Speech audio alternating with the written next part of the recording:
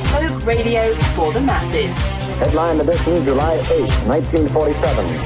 The Army Air Forces has announced that a flying disc has been found and is now in the possession of the Army. If the game is rigged, change the game. Game changer. I occasionally think how quickly our differences worldwide would vanish if we were facing an alien threat from outside this world. This is Fade to Black with your host, Jimmy Church, on the Game Changer Radio Network and KGRA, the Global Radio Alliance. I need your help to get to the year 1985. You're listening to Fade to Black with Jimmy Church on the Game Changer Network.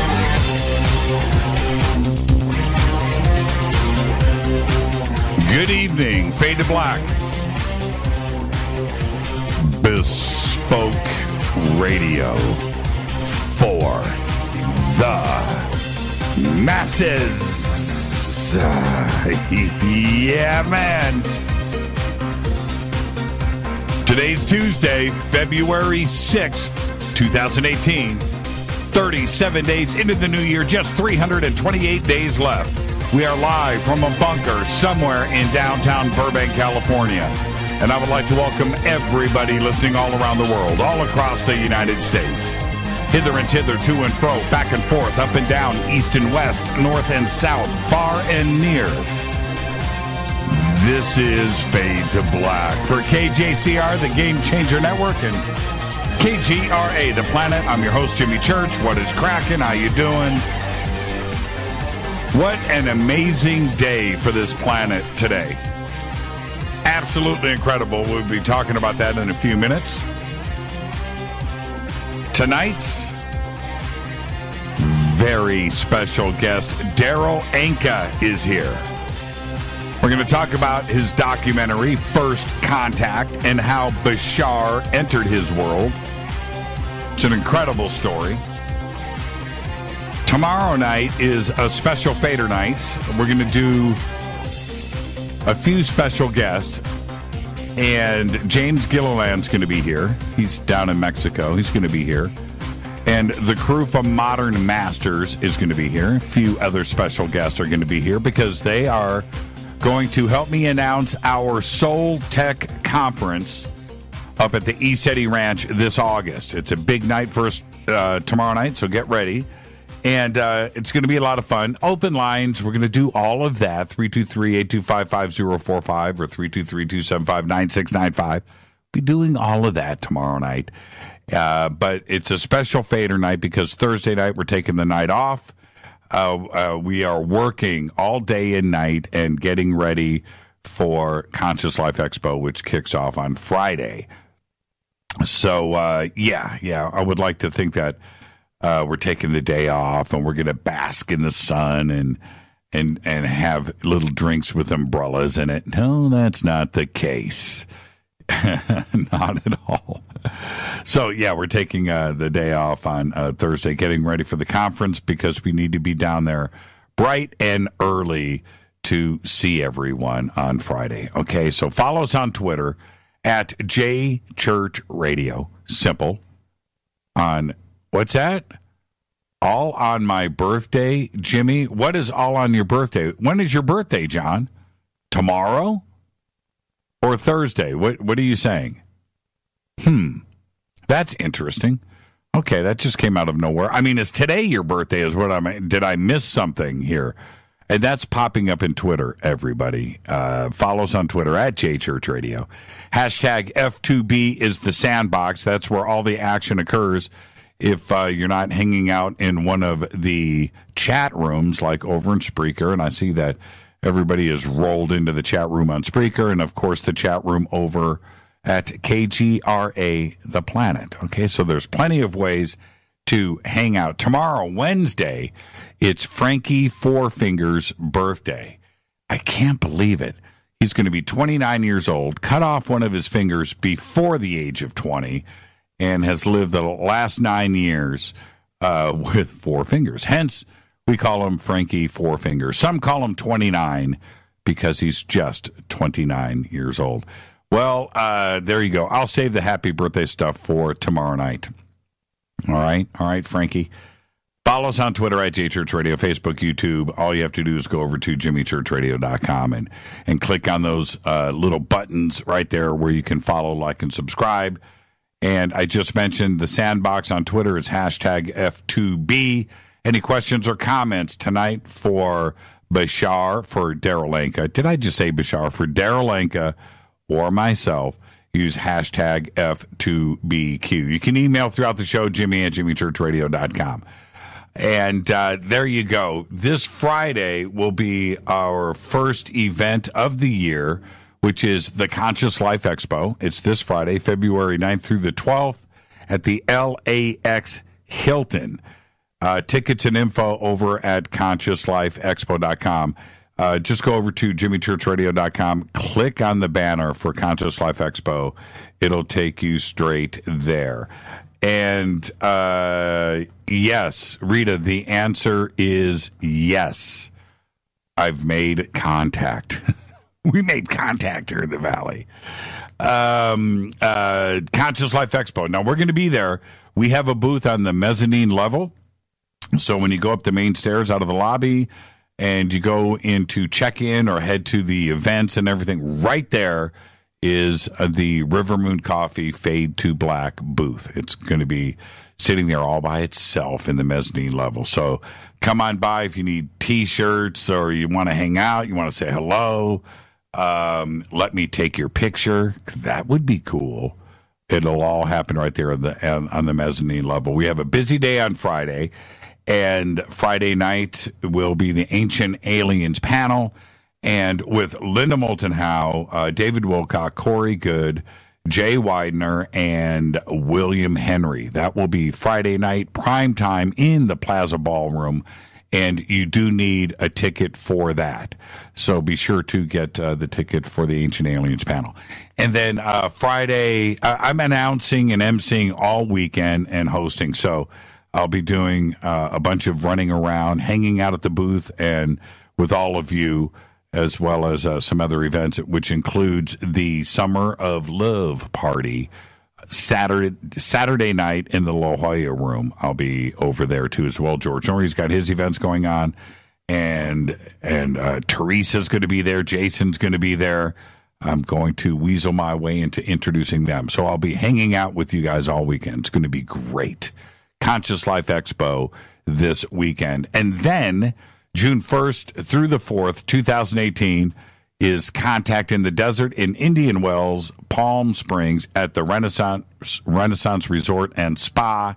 And we'll be hanging out there all weekend. Tons of events and things going on. We all know what Contact in the Desert is and is for us. Okay? Let's see. Don't forget, by the way, subscribe to our podcast. Now, we have two things that you can do to get to our archives.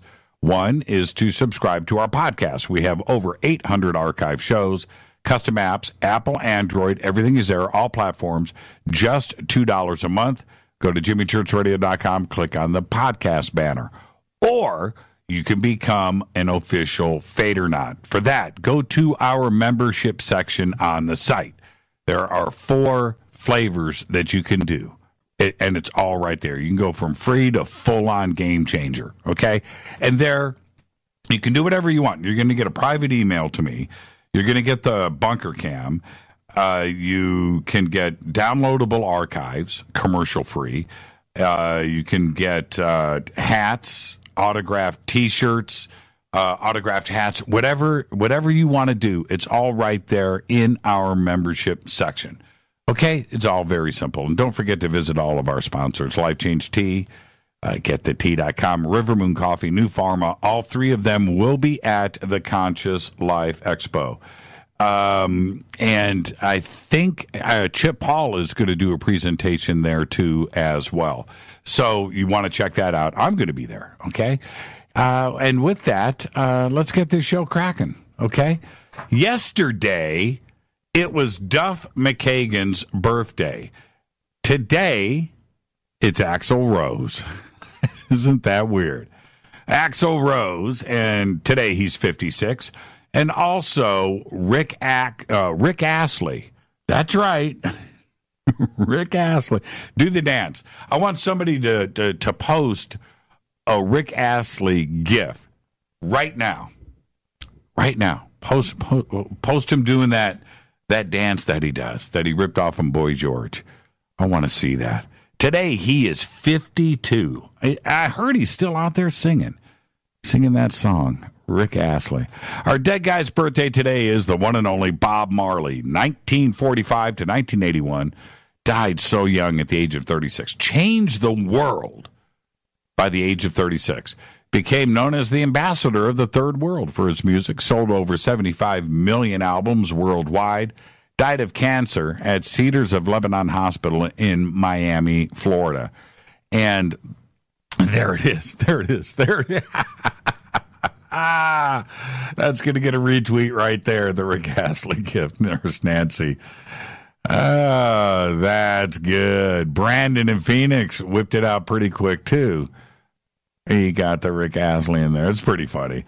Rita and I, when we were on the road, we were road tripping, and like on the 5 freeway, right, just in the middle of the night, and I was like, I want to hear Rick Astley. So she pulls it up, and we jammed on that for about we probably did. Rita, am I embarrassing us right now by saying this? But we probably listened to it about 10 times in a row. Put that thing on a loop. All right, I said it. Eagle Eye came in. Eagle Eye, how you doing, man? Haven't seen Eagle Eye in like 3-4 years. Wow. Okay, where am I? Oh, so Bob Marley. What do we do with this when we think about his influence? No Woman, No Cry. You Could Be Loved, right? Get Up, Stand Up. Redemption Song. That album, Legend, right? Incredible. Changed the world by the age of 36. There are rumors that he was buried with, going off memory here, he was buried with a soccer ball. I think he was buried with a guitar and a bag of weed. I'm not kidding. I think that's what he was buried with. There may have been some other stuff there, but I think it was a soccer ball, a guitar, and a bag of weed. Happy birthday, Bob Marley. I know he's up there listening right now. On this day in history, OTD, 1998. I've talked about this before in the show. It was an incredible event. But 1998, Falco. That's right. Falco was killed when his rental car is struck by a bus while he was vacationing in the Dominican Republic.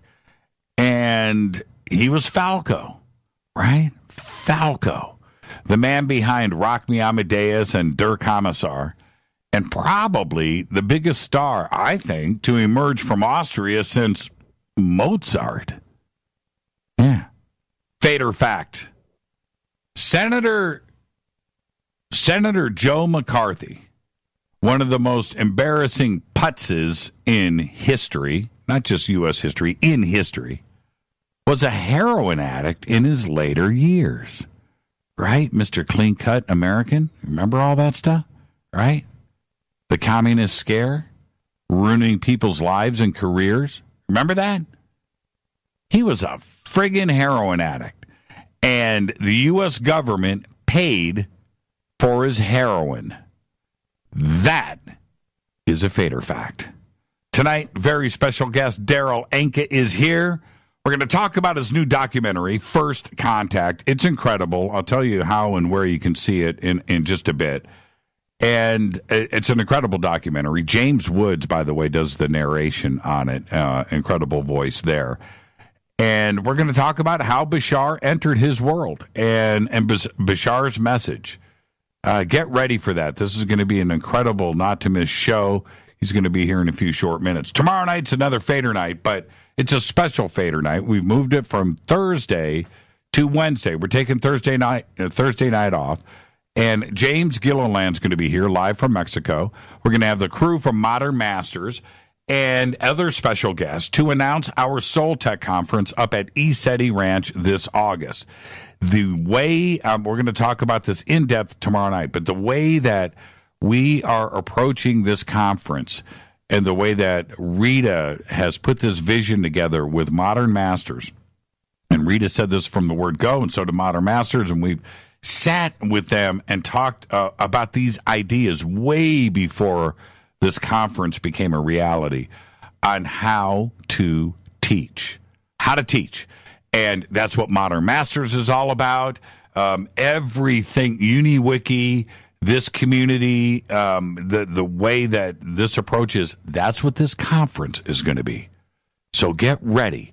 And the conferences, now look, the normal conference that you go to is great. I enjoy them. You go in, you get to sit down, hang out with people and say hello. It's all friends. But to sit down and hear a researcher or an author and do a presentation, and it's interactive, and you've got that's great. And I watch those all the time, taped, right? I watch those conference tapes going back years and new ones. And so I enjoy that. And that is cool. But that's not what we're doing here. This is going to be a learning experience. It's going to be dynamic. It's going to be interactive. And we are going to teach. It's going to be incredible. So how the approach is and what's going to be done, we're going to discuss all of that tomorrow night on a very special Fader night. Okay, let me hit this coffee, and I've got to send out a text. Actually, I'm going to do it. I'm going to do it via email. Okay. Yes. Okay. We are all good.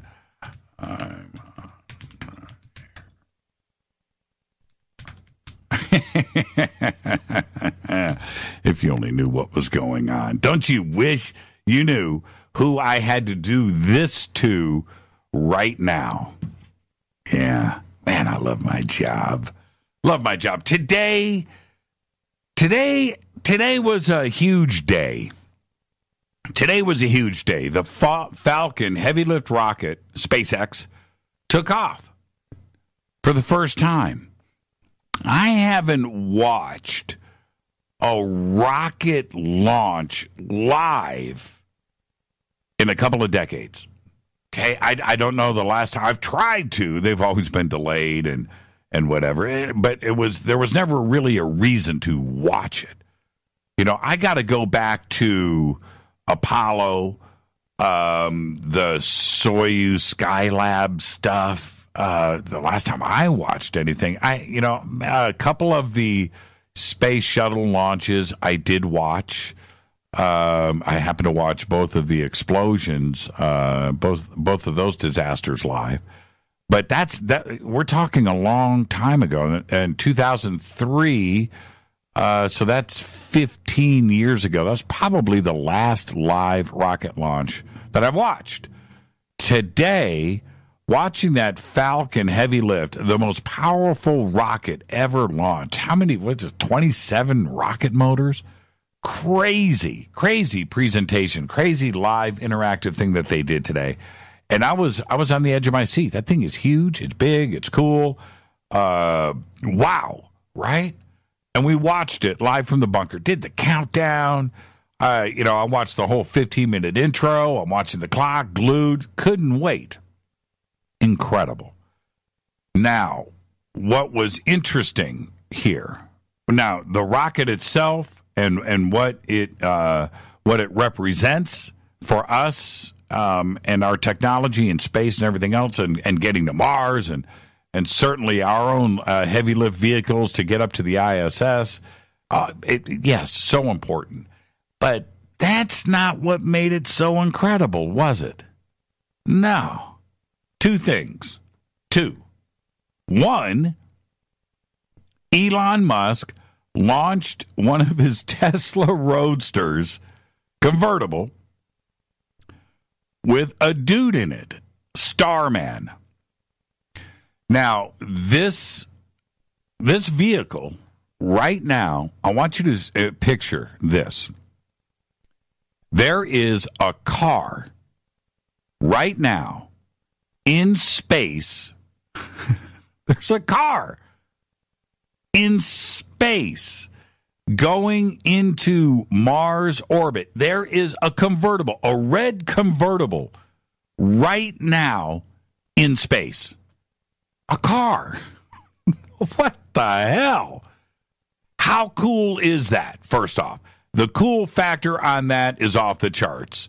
It ain't a 10. It's not an 11. It's way up. Elon Musk. Now, I don't know who thought this up, and if this was his idea, great. Rita said to me before the show, and I've got to repeat it right here, he's spending his money right. You know, so you're a billionaire. You've done it all. You've got your car company, tech, this, that, space, whatever you want to do. You just go. You want to go to Mars, you're going to Mars. Whatever you want, you're doing. And how about let's put a car in space? That I built. I mean, how crazy is that?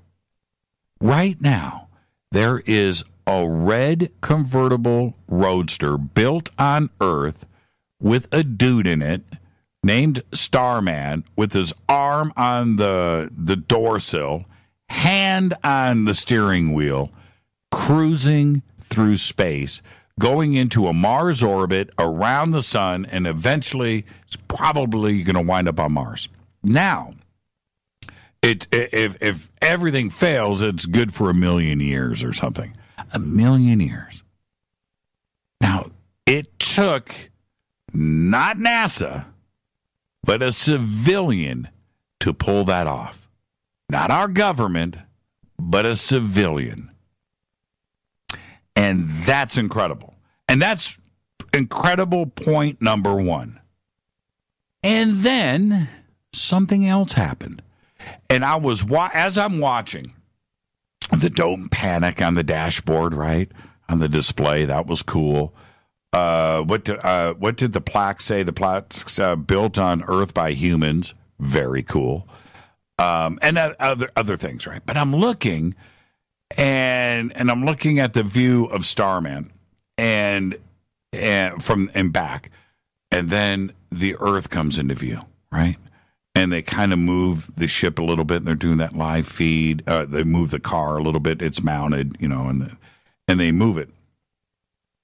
And all I thought to myself was, the Earth is round.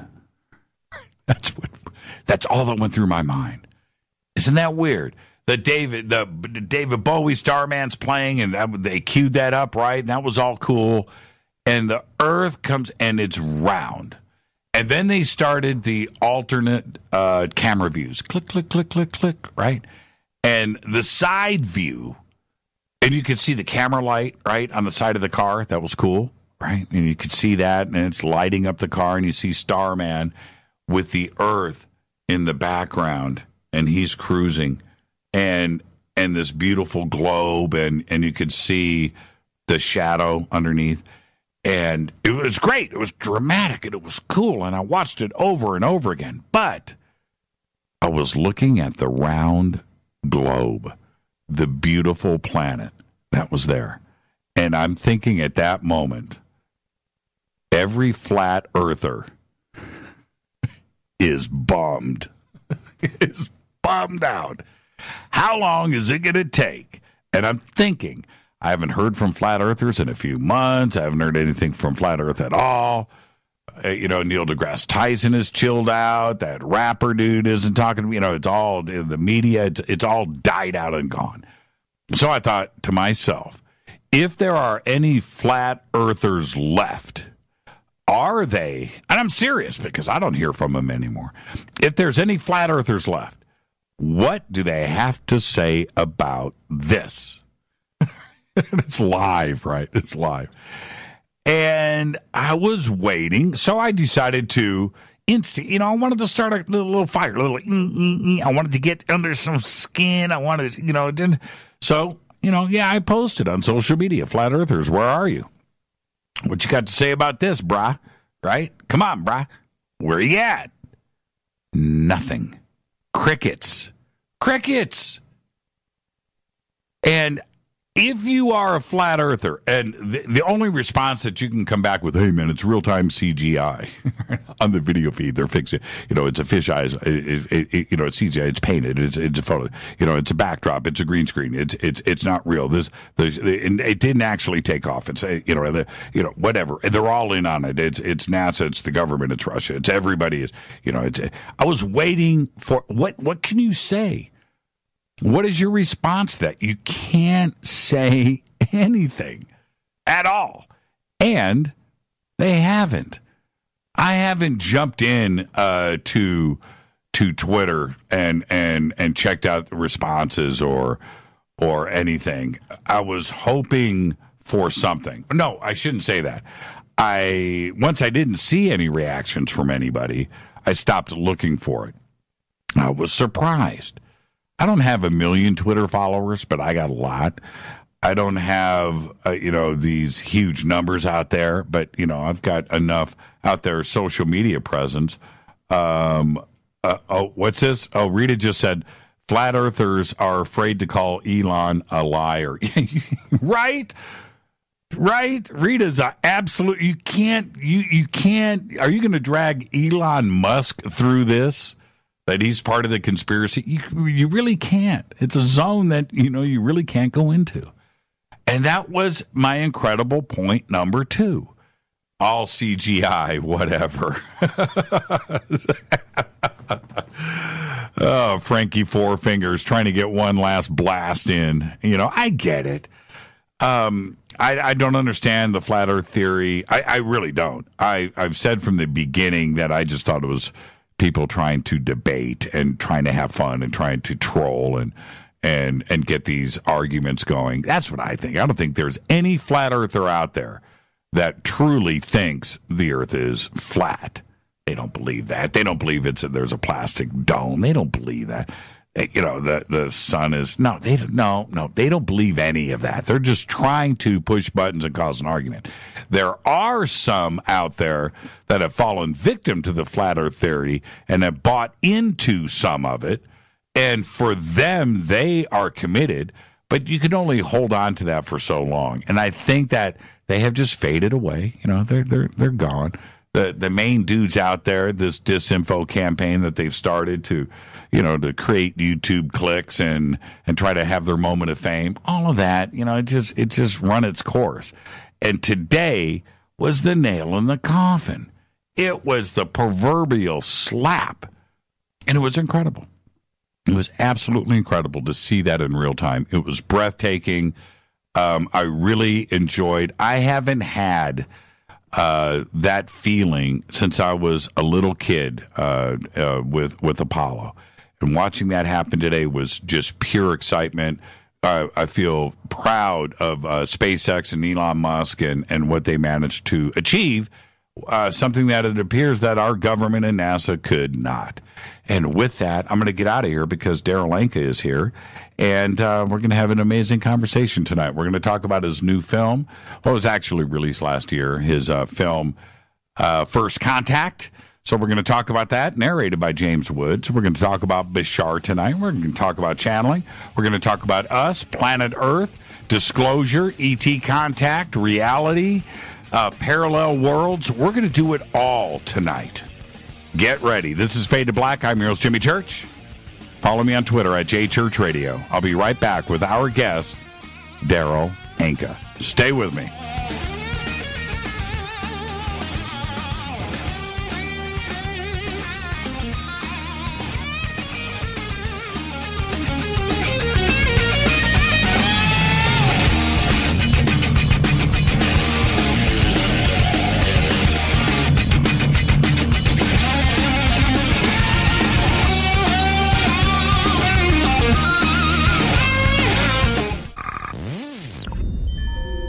You're listening to Jimmy Church, Fade to Black. Fade to Black will now pause for alien identification. The station station that talks the net. KGRA Radio.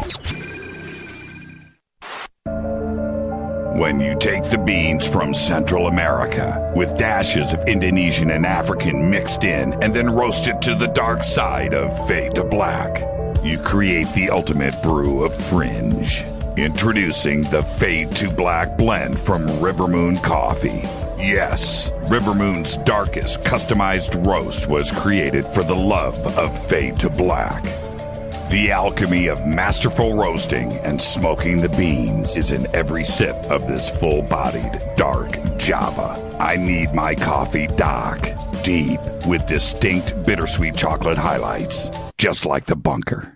Leaning further into the darkness of the roast is Fade to Black blend from Rivermoon Coffee. Just click on the banner at jimmychurchradio.com and use the promo code F2BBLEND for 15% off of your order today. Go Beckley Teppy. Natural Health Solutions with Chris and Ronnie. Hey, Ronnie, how you doing? Great, Chris. Now, you're the CEO of GetTheTea.com, right? Yes, I am. What is GetTheTea.com? I mean, is this tea you buy in a store? Well, no, it's not. Life Change Tea is just that. Life-changing. Life Change Tea is an herbal tea that gently cleanses your body from intruders. What do you mean by intruders? Well, intruders are toxins, chemicals, GMOs, heavy metals, and more. They're in our food, in our water, in our air we breathe. Seriously? Yeah, seriously. And Life Change Tea will help you with removing these, as you say, intruders? That's right, Chris. Are there side effects with this tea? Well, you might lose a little weight. When you clean your colon, you lose weight. You feel better, and you have more energy. Wow. Ronnie, where can people purchase Life Change Tea? Oh, that's easy. GetTheTea.com. That's GetTheTea.com. Ronnie, I want to thank you for being on the show. People, don't forget, GetTheTea.com. 9 out of 10 geneticists agree. Fade to Black is not your father's radio show on the Game Changer Radio Network and KGRA. The Planet. Win big with KGRA this summer. Tickets and hotel accommodations to the biggest conferences, autographed books and DVDs, chances to win all-inclusive conference cruises, and private dinners with your favorite KGRA hosts. Click the contest tab at kgraradio.com for your chance to win big this summer. Your contact for the best alternative talk radio on the planet. kgraradio.com. Hi, this is Rob Reiner from Anvil, and you're listening to JimmyChurchRadio.com. What's up? I'm Chris. What up? This is Kyle Matthew, and you're listening to Jimmy Church Radio.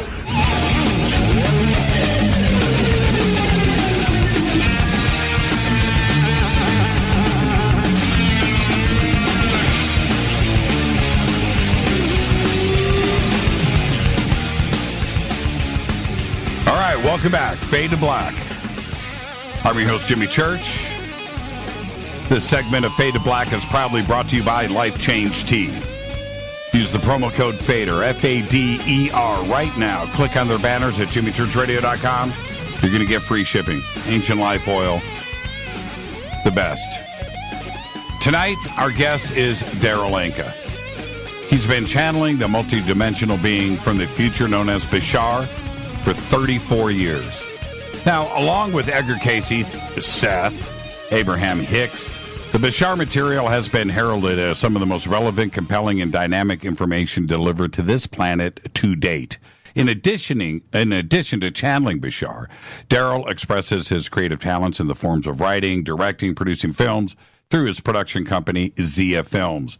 Tonight, we're going to do it all. We're going to discuss Darryl's recent documentary, which he wrote, produced, and directed, entitled First Contact, which explores his life as a channel and the messages Bashar shares through him.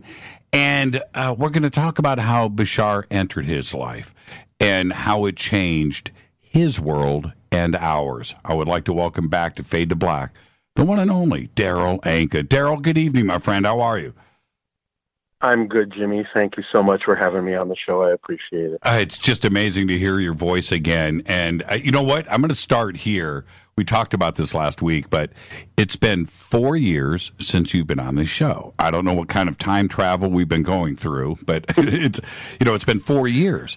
And so been busy, yeah. Yeah. And now looking back over these last 4 years, can you feel the change in consciousness and awakening and the bright eyes that are happening around this planet? The changes are happening, aren't they? Oh, I think more so than ever, and I think it stands out more so than ever, especially now against what's going on in the world. So, yeah, I perceive a lot of different people are sort of waking up to what's happening and starting to really choose paths that are certainly more in alignment with the way they would prefer their lives in the world to be. So I am seeing more of that, I think. Now, can I ask you the fanboy question first? Sure. How did you get James Woods to narrate the film? Well, synchronicity, really. We were talking with our music supervisor, and we were at the time looking for a narrator that had a little bit of name recognition because we felt that would help the film. And as we were talking and letting him know we were looking for someone, he said, I just happened to be speaking with James Wood's agent on another deal. Would you like me to ask if he would be willing to do it? And we said, sure, why not? Why not? And we found out that he was very open to doing it. And when we met him, when he came to the studio to do the recording, he actually said, you've got the right guy for this, because I believe that anything should be investigated. I don't think you should just close the door on anything. I think anything deserves its time at the spotlight, and I think it is something that should be explored. So we felt we really had a good rapport with him, and I think he did a fantastic job narrating the film. Is he awake? Well, there are different forms of being awake. So I don't know him well enough personally to know all the things that go through his consciousness. I know that he has certain belief systems some would consider to be somewhat conservative. He has other belief systems that some would consider to be a little bit more liberal. So I can't really answer that on a personal level, but it worked. He was awake enough to do the film for us, and that's for us all that really mattered. Yeah, exactly, because the reason why I am asking, and I'm sure you understand, is that first off, he's an actor, right? So that you're going to get that. But he is asking the right questions with the right tone throughout. And that part of it is just like, James is... He's interested in this just like anybody would be that is watching this film, and he walks you through it really, really well. And I felt like he was part of the team. Well, he was, and of course, we were handing him a script to follow, but we had a lot of discussion about exactly what it was he would be saying and how he would be delivering it, and he certainly came up with ways of delivering that information and the script that I think really worked well to pull people in and make them curious about wanting to know more about the subject. So I think he did a really fantastic job of doing that. I wanted to actually jump in really now I got the fanboy stuff out of the way. It is Hollywood, right? Right. I do want to jump in feet first. And when we look at throughout history, when we look at Moses or Paul or the disciple, these different religious messages, all the way through to, of course, like Edgar Cayce and Jane Roberts and stuff. But channeling has always been there, and we have accepted it throughout history. Why is it difficult in modern times to accept what channeling may or may not be? Well, this is something that we cover in the documentary First Contact, and we thought was really important to highlight in the film. And that is, I think we have a a big misunderstanding in this modern day and age about what channeling actually is. So one of the reasons we wanted to make the film was to sort of demystify the whole idea. From our point of view and from my experience, channeling is a natural altered state that every single person actually has experience with. Anytime that you are doing what you love to do in that zone where you're not really experiencing the passage of time, when you're in your peak performance or in a deep meditative state, you actually go into what has euphemistically been termed the channeling state. And there is actually a brainwave frequency associated with it. And that's the gamma frequency above 40 cycles per second, up to about 100 cycles per second.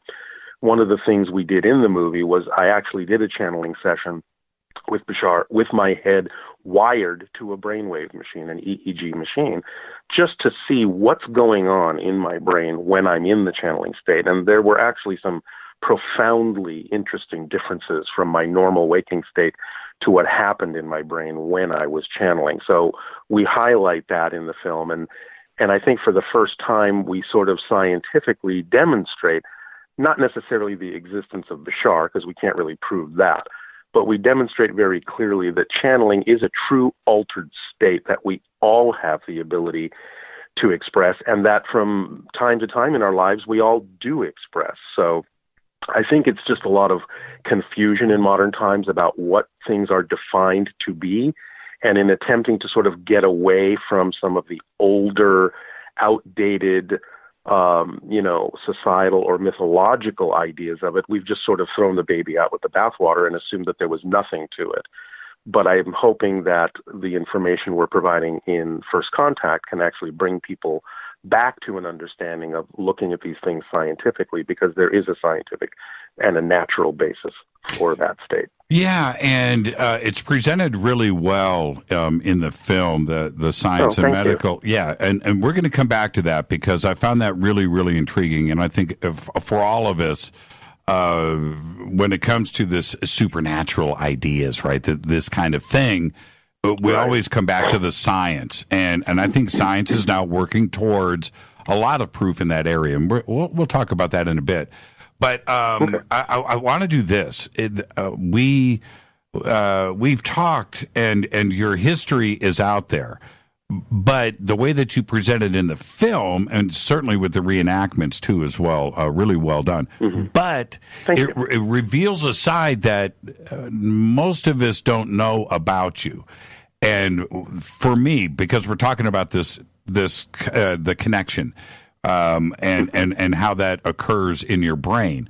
But the first time that happened to you, I'm going to throw this quote out. It stunned me. I'm going to throw this quote out from the movie, and I want you to tell the audience about it, okay? You ready? Sure.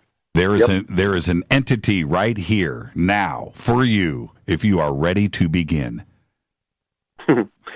Yeah, it was shocking to me at the time as well. Yeah, right. I was in a class that was taught by a channel and the entity coming through that channel that had to do with learning to channel. And I was in the class not because I thought I was going to become a channel. I was just doing more research on it because it was an interest of mine at that point. And I wanted to see how something like that could be taught. But halfway through the class, when I was in one of the meditative guided states being given by the entity, I received what I can only describe as a telepathic connection from Bashar. And when that was going on in my head and I was perceiving this connection and having a memory of having made this agreement before this life to do this with him and understood several other things that had happened that were precursors to the channeling, this was all flashing through my mind in a split second. And I didn't know what was happening. I thought maybe I'm hallucinating. This is a side effect of the meditation we're being given or something strange like that. But the minute that this happened, two things also occurred. And one was the entity coming through the channel that was guiding the class stopped talking to the class and turned right to me at that instant and said, "There is an entity here for you now if you're ready to begin." And at the same moment, I happened to glance behind me. One of the other classmates had somehow picked up on the image of Bashar I saw in my head at that moment, and she was actually sketching it on a piece of paper. So I had two immediate outside validations that what I was experiencing was not just a product of my imagination. And for that reason, I decided to continue to practice. And here I am 34 years later still doing it. I love it when I get to say, did you feel like you were taking crazy pills? Right? I mean, yes. At the moment, yes, I did in that instant. But again, it progressed in such a manner that I began to really trust that what was coming through is something that could actually help and be of service to people. And for that reason, I decided to see where it would lead. Was that 1984? Yes, 83, 84. And now, let's stop and think about that for a second. That's 34 years ago. That's a lifetime for so many, right? And and for this to happen back then, you were 34 years younger. I don't know how old you are now, okay, but you look pretty good. Thank you. I'm 66. 66. That's 34 years ago. At that age, and certainly in Hollywood at that time, 1984, it was a pretty crazy time going on here too. Were you ready for this at that age? Well, I guess I had done enough research so that I understood it was something, like I said, that could be of help, and for that reason I continued. Now, I wasn't completely ready. It is a process.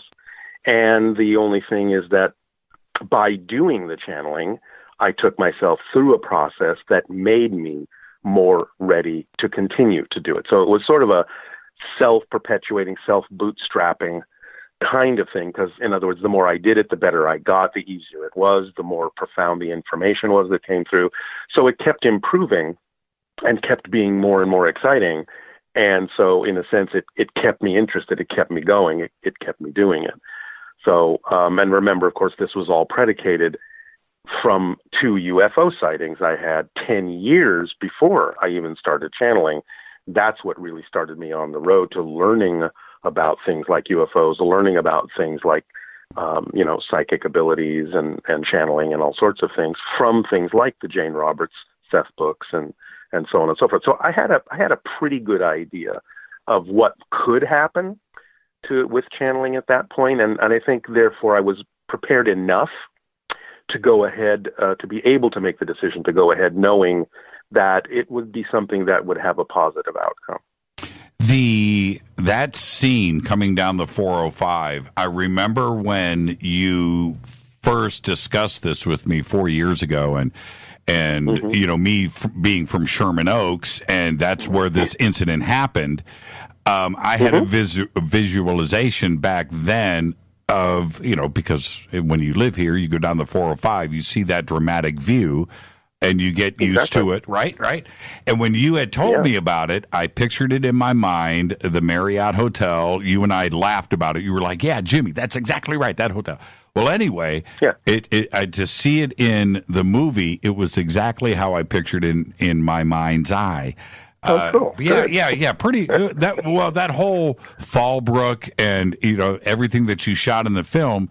These are, if you're from the Valley, you understand all of this. For this very special event to happen over a populated area like that, it must have been twice. It must have been just for you. Well, that's all we can figure at that point, because when we looked around, we couldn't see anybody else looking up at this thing. And even the second one, again, at the end of it, when the ship rose up into the clouds, there was absolutely no one around in the neighborhood, which was bizarre in and of itself. It felt like a very isolated event that was focused specifically to me and, of course, the people that were in the car with me at the time. Where did Bashar's name come from? Did he give it to you? Did he ever speak it? It was there in that initial telepathic contact as a word, and I actually thought it was his name. I had to find out a couple of years after I started channeling that it's actually not his name. In their reality, they are telepathic among themselves. They don't really need names. But he knew that we needed to call him something. So the word was there the moment that the connection happened. Now, I found out 2 years later from a person that spoke Arabic that it is an Arabic word. I'm partly Arabic. That's part of my cultural background. But I don't speak the language. I had no idea what it was. And the person that knew what it meant came up to me and said, you know, that word actually means a few different things. It means human being, it means messenger, and it means bringer of good news. So even though it's not literally his name, he certainly picked something out of my background somehow that is at least representative of what he's actually doing. The film, I'm sorry, I said that wrong. The videos of you very young at the beginning of Bashar, when you are connecting, and the video of you today connecting, to me, doesn't look much different. You say in the film, you allude to, it was harder in the beginning. It took me, today, but to me, it doesn't look much different. What's different for you today than back in 1985? The main difference is the amount of time it took to connect. What you saw in the film was edited down. So even though the basic process is the same, I can fall into it now in about 60 seconds. Back then, it probably took me about 4 to 5 minutes to go through that energetic process, to feel the different things that were going on in my body, having my body react to them until it became comfortable enough for me to handle. Now I'm very used to it, and even though the movements of my body may make it look like I'm going through exactly the same thing, it's actually much easier for me, and it's much quicker for me. Do you think that you become Bashar, or is in that are you two different beings during a channel, right? Yes, in a sense. Although the old idea that an entity actually possesses the body is not accurate from my experience. The idea is I become vibrationally locked or synchronized with his energy in such a way that his thought patterns get translated through my body, through my vocabulary, almost like I'm functioning like a synchronized translation device. So my consciousness is there in some fashion, but it's not in the forefront. I'm just doing the job of mirroring what energies and pulses and experiences are coming through me from his energy, and you get a kind of a representation of him made out of my energy that's there physically in the room. So, yes, in a sense, you get two entities for the price of one, I guess, if you want to look at it that way. In any channeling event, there is always some aspect of the channel that is definitely functioning as this conduit or translation medium for whatever it is that's being connected to. It's like two tuning forks syncing up and vibrating in harmony. What do you remember? What do you remember after a channeling session? It's like falling into a very deep daydream, and when I come out, it kind of fades like a dream. I might remember images. I don't really hear the words. It's kind of like if you're in a daydream and somebody walks in the room and they have to call your name 3 times before you even register that somebody's talking to you. It's kind of like that. I'm so immersed in the feeling of the energy.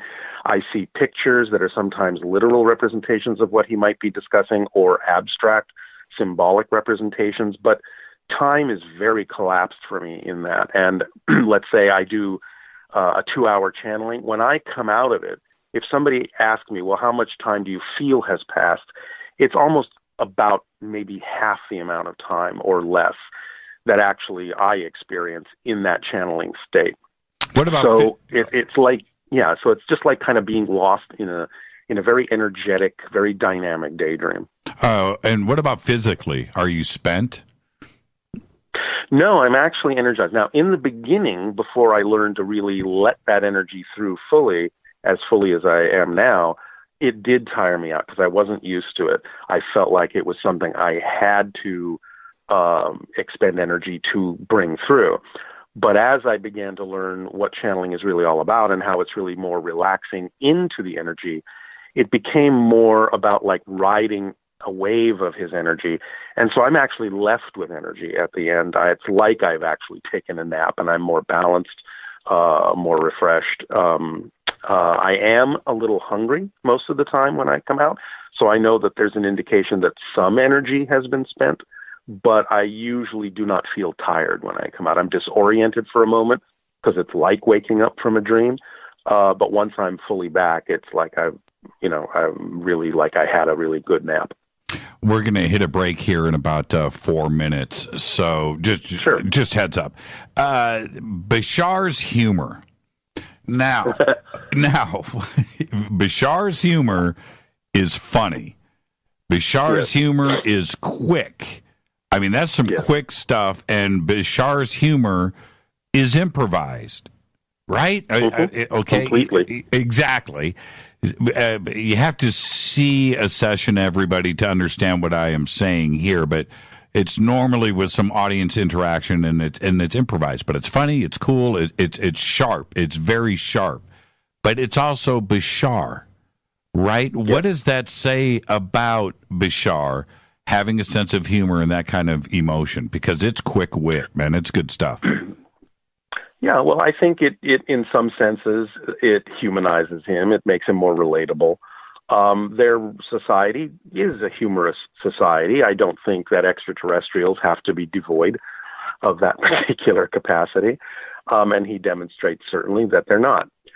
So he sees humor in a lot of different things and is willing to express it, which again, I think helps him deliver his messages in a much more relatable way. So he knows how to use it.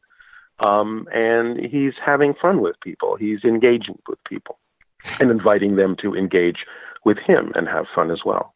With the audience, because it can be a pretty serious atmosphere. They're asking life-changing questions for them, right? That's exactly the moment.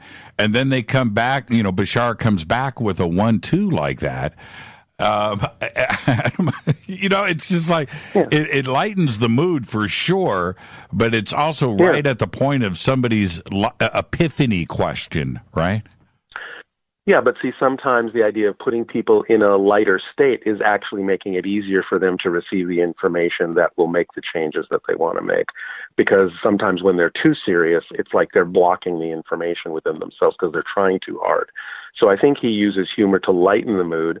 And also it goes hand in hand with something he's often said, which is the first step toward enlightenment is to lighten up a bit. So he's changing the energy and I think making it easier for people to absorb what's being said so they can use it. I'm gonna give you the opportunity for a one-liner right here. What does Bashar think about the flat Earth in 60 seconds? I think he's saying it's something that we're investigating as an idea because we're starting to become aware of a multitude of dimensions. The Earth is not flat in our dimension, but it may be flat in other dimensions. And as people start picking up on the fact that all things exist in the present, and we start perceiving that there are other dimensions, I think sometimes they simply misinterpret what's going on in one dimension for what actually is happening in this one. Yeah, well, we all talk about the three-dimensional world and 3D and living in that world, but if the Earth is flat and we're living 2D, I don't know if I want anything to do with it, man. Well, it's also a metaphor for the idea that physical reality itself isn't really real. That's right. So I can look at the idea of a flat Earth as being a projection. Our guest tonight, Darryl Anka. I'm your host, Jimmy Church. This is Fade to Black on the Game Changer Network and KGRA, The Planet. More with Darryl right after this short break. Stay with us.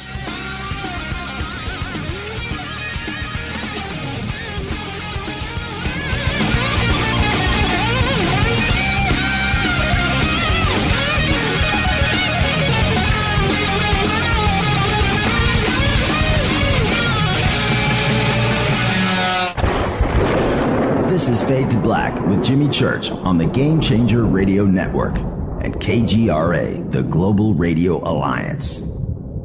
This is KGRA Digital Broadcasting Station, Salt Lake City, Utah, Van Buren, Arkansas. Hello, Fadernauts. This is Jimmy Church, and I'm introducing New Pharma, a company whose products are based on science. Human function based on the endocannabinoid system, or ECS.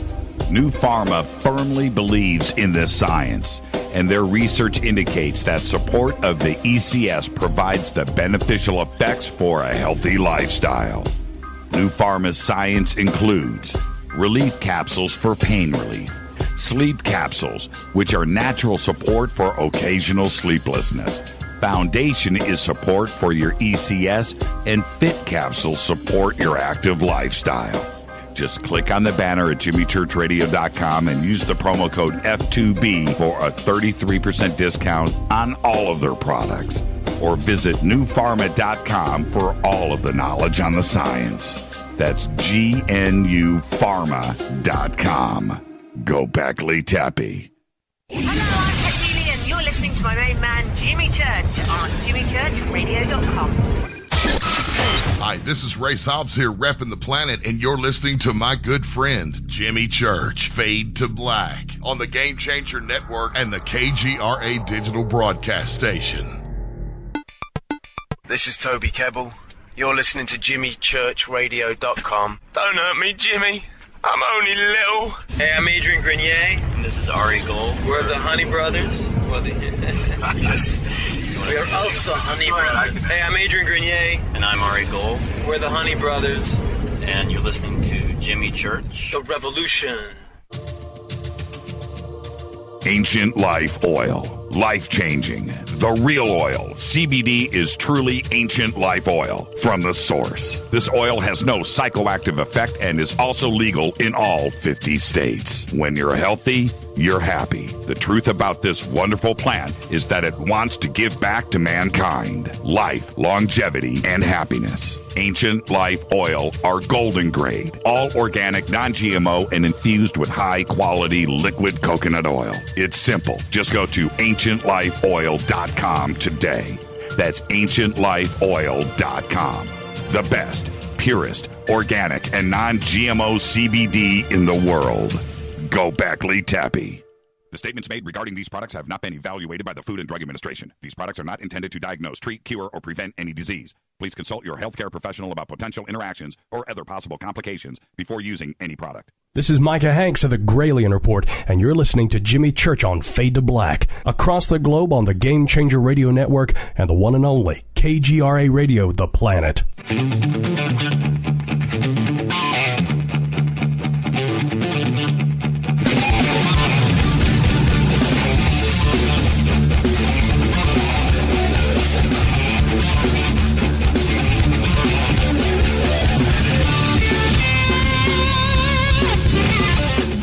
Welcome back, Fade to Black. I'm your host, Jimmy Church. You can follow me on Twitter at JChurchRadio. The conversation is pretty vibrant right now going down on Twitter, by the way, in the chat rooms. This segment of Fade to Black is proudly brought to you by River Moon Coffee, makers of the Fade to Black blend. Use that promo code F2B blend. Get 15% off on your order. Just click on the banners over at jimmychurchradio.com. Our guest tonight is Darryl Anka, and we're talking about his film, his documentary. It's called First Contact. And Darryl, where can everybody see the film? They can go to whatisfirstcontact.com, and it's available there as downloads, DVDs in 10 different subtitled languages. There you go. It's a tremendous film, and it's a fun watch, too, as well. The production, the look of the film, it's all right there. It's very cinematic. Would you change anything? I think it's pretty good. Oh, artists will always decide to change things if given the chance. There's an old saying in Hollywood that a film is never done, it's just ripped out of your hands, Yeah. So, I would probably change a few things, but I'm very happy with it. I'm very proud of it, and I think it definitely delivers what we intended it to deliver.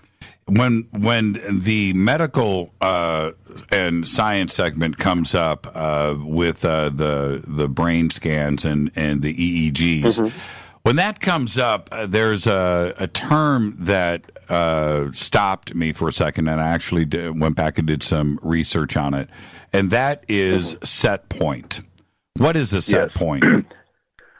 A set point, briefly, is the way in which our brain receives and processes information in life. When we are born, and as we grow, we develop a particular frequency of set point. In other words, our brain rate processes information at a certain frequency. Mine normally is 9 hertz, or 9 cycles per second. Now, that set point is not supposed to change throughout your life once it's been established as you grow to become an adult, except through, massive trauma or brain damage or things like that. But normally it maintains the same frequency throughout the lifetime. Now, we discovered that when I go into the channeling state, the set point changes within seconds, which is, again, not supposed to be classically thought of as being possible. But it goes up to 10 or 11 or higher, depending upon what function is going on in the brain that Bashar is utilizing to deliver or receive information from the people that he's communicating with. So that was one of the startling things that we discovered by doing the EEG while I was channeling, is that there are things happening in the brain that are not supposed to scientifically be possible. The Bashar he's quick, he's sharp. At times he's intense with scientific information. It's coming out very quickly. And I think that's part of that set point that changes. I could be wrong, but that's what I think is going on here. But probably. Do you retain any of those traits in day-to-day Anka? Over the 34 years, yes, it does rub off on me because, see, I'm getting the information in a different way.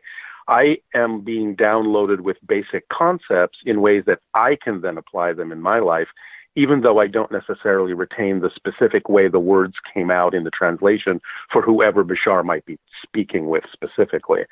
So I get the benefit of knowing the basic fundamental concepts, and I can certainly and have certainly used them in my life to make my life different. And the scientific stuff, I had asked you earlier if you remember, the channeling sessions, and the scientific stuff some of it is pretty extraordinary. What about that? Yeah. What about that? Do you retain that? I mean, are you some of it? I mean, one of the first things, like, for example, here, see the way it happens to me. I don't have to go into the full altered state for him to just give me a telepathic download. I only go into the full altered state so that he can translate his ideas through into language for someone else. So early on in the channeling, one of the things I was curious about was, how do your ships work and how do you get from star to star? Because our scientists say that's not supposed to be possible and it takes too long and all that kind of stuff. And in one split second, he downloaded the concept to me, and it took me like 3 hours to write it out. So there are aspects of it I do understand, and over the time of 34 years, in having researched what he's talking about and explained it to other people myself, I have become somewhat familiar with a lot of the specifics of some of the physics that he's talked about. And he's actually had private sessions with physicists, and they've walked away very happy. So I can only imagine what they're talking about in detail, but they seem to grasp exactly what he's saying when they communicate. Everybody wants to know they want to know a lot of things, but certainly this is one. When you close your eyes and you connect, you're in the zone, what do you see? Mm-hmm. What is it? Is it Warner Brothers cartoon? Where do you go? What do you see? Well, like I said, it can be a number of things. Sometimes if he's describing something, I might get a literal image. Sometimes if he's describing a concept, I might get an abstract image, a symbolic shape, a color, lines, patterns of energy, an object that might represent in total the concept that he's talking about for one split second.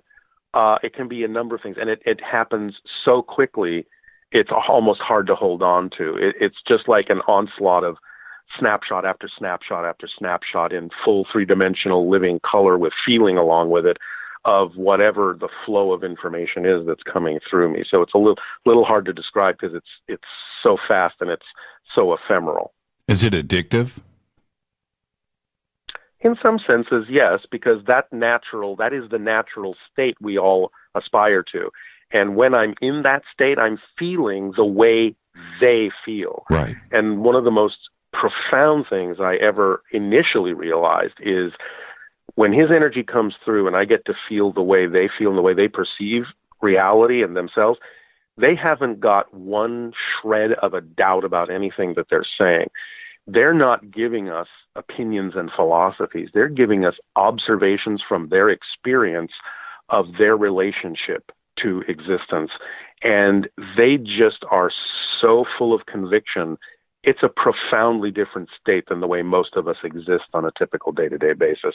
That was the first thing I ever noticed that was really different about the energy and being in that state. Do you channel Bashar when you're alone?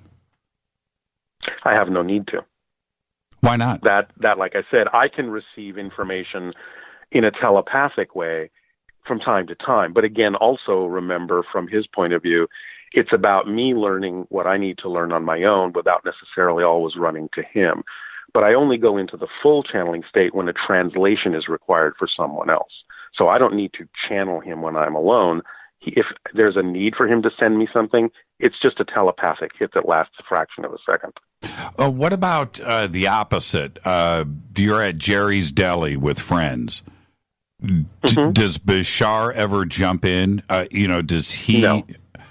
It never happens that way? No, he's totally respectful of my time. Right. It's never going to be something like that.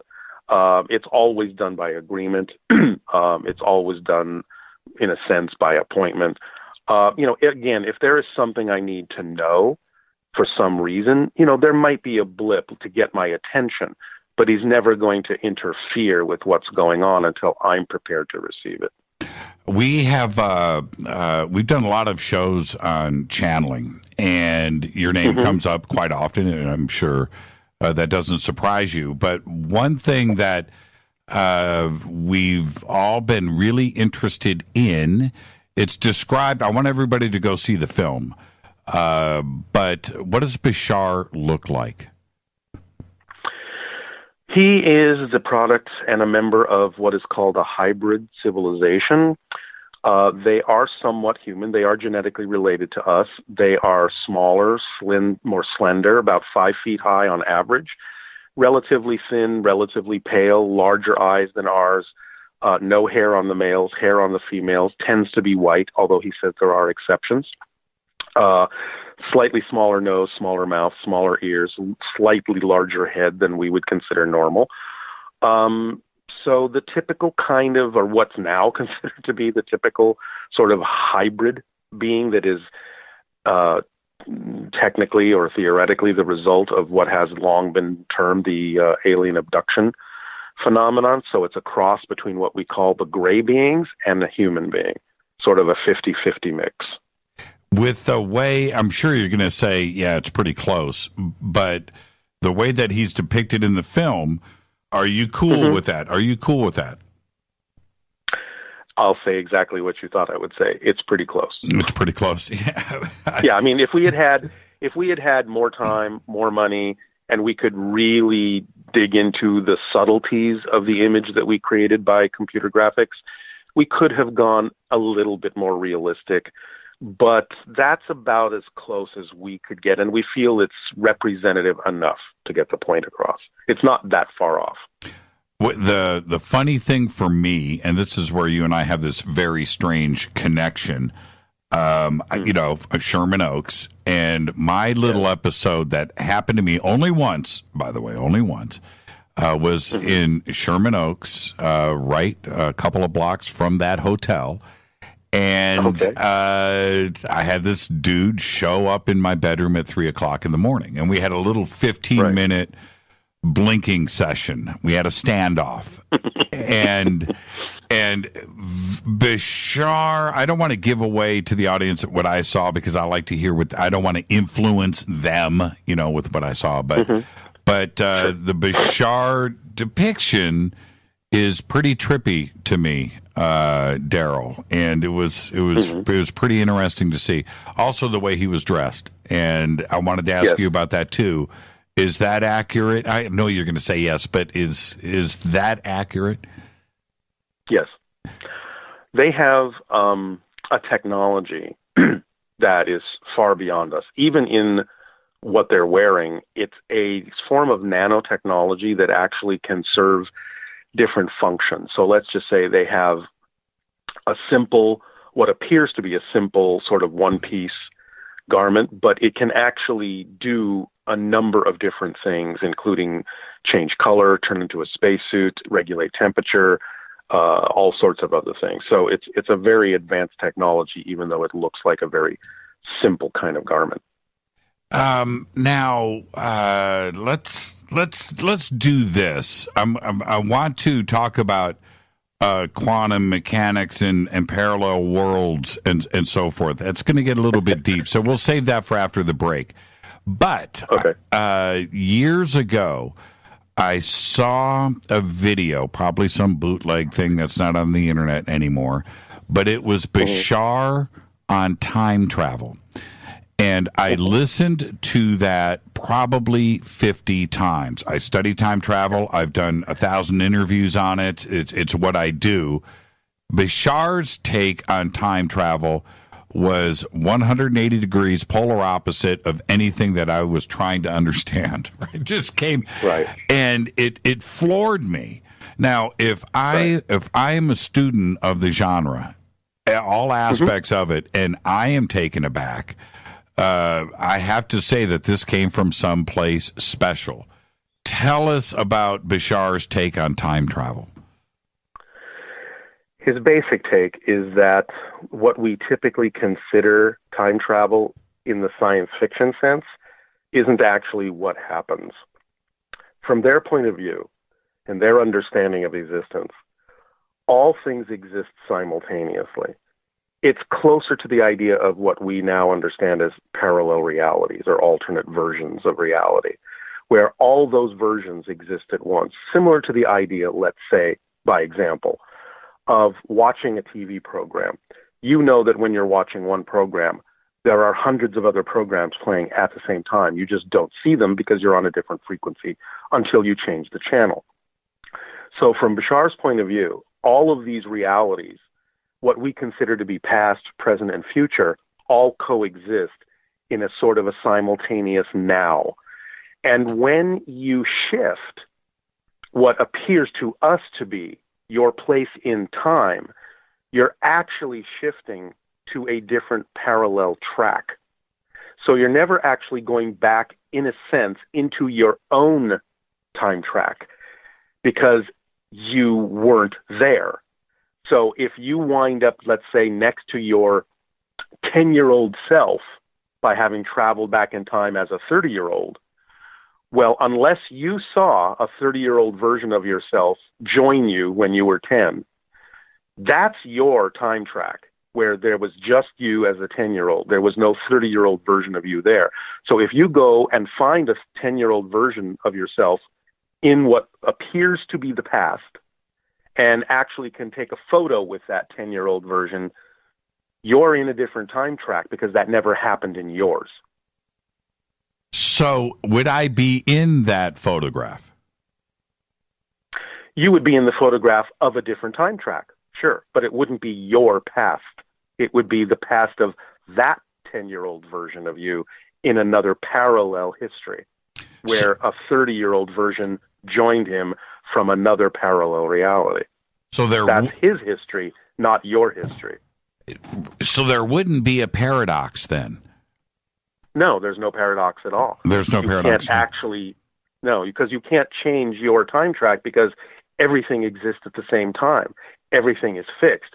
When you do things that appear to be a change, you're actually creating a change you're creating some action in a history that's not your own. It just becomes that history for that group of people in that reality. It has nothing to do with the history that you've experienced.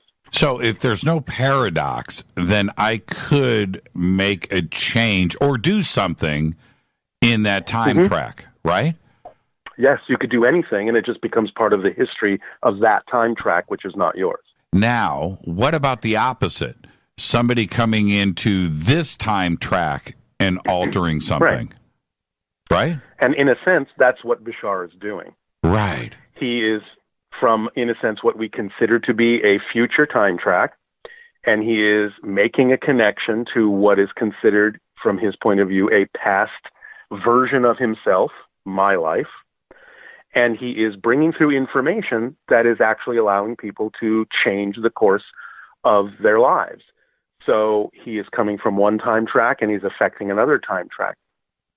Did he tell you that the Eagles were going to win the Super Bowl?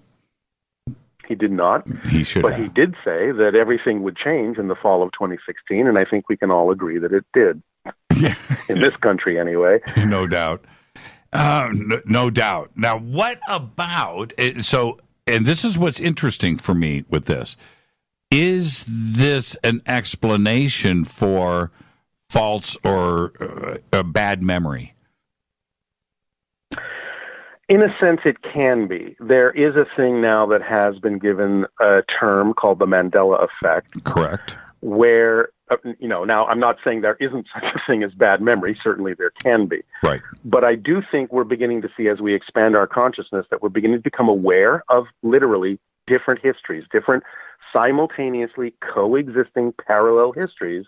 And as we become aware of them, depending upon our frequency and which time track we're relating to more strongly, we actually can have a real memory of a real history that is different from someone else's real memory of a real history. Both are true, but different people are starting to remember different things because of the time track that they're starting to make an affinity for, because they're expanding their consciousness and becoming more aware of different reality probabilities, and they can naturally gravitate to ones that they feel more connected to.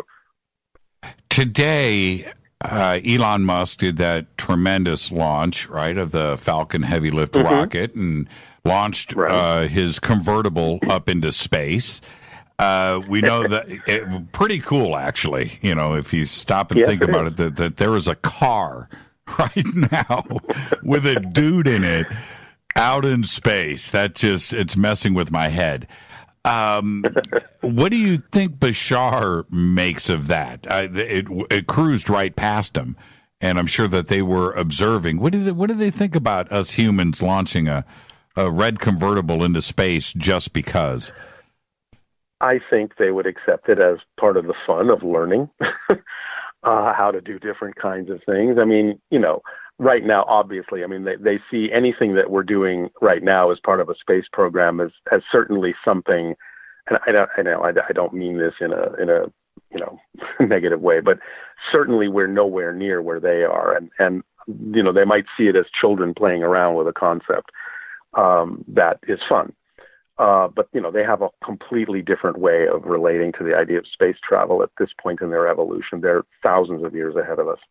It's just a fascinating thing, and that combined with what just happened back in December, which I've been calling on this show the days of disclosure, with everything that happened with mass media and Tom DeLonge and Pentagon and FA-18 videos. Right.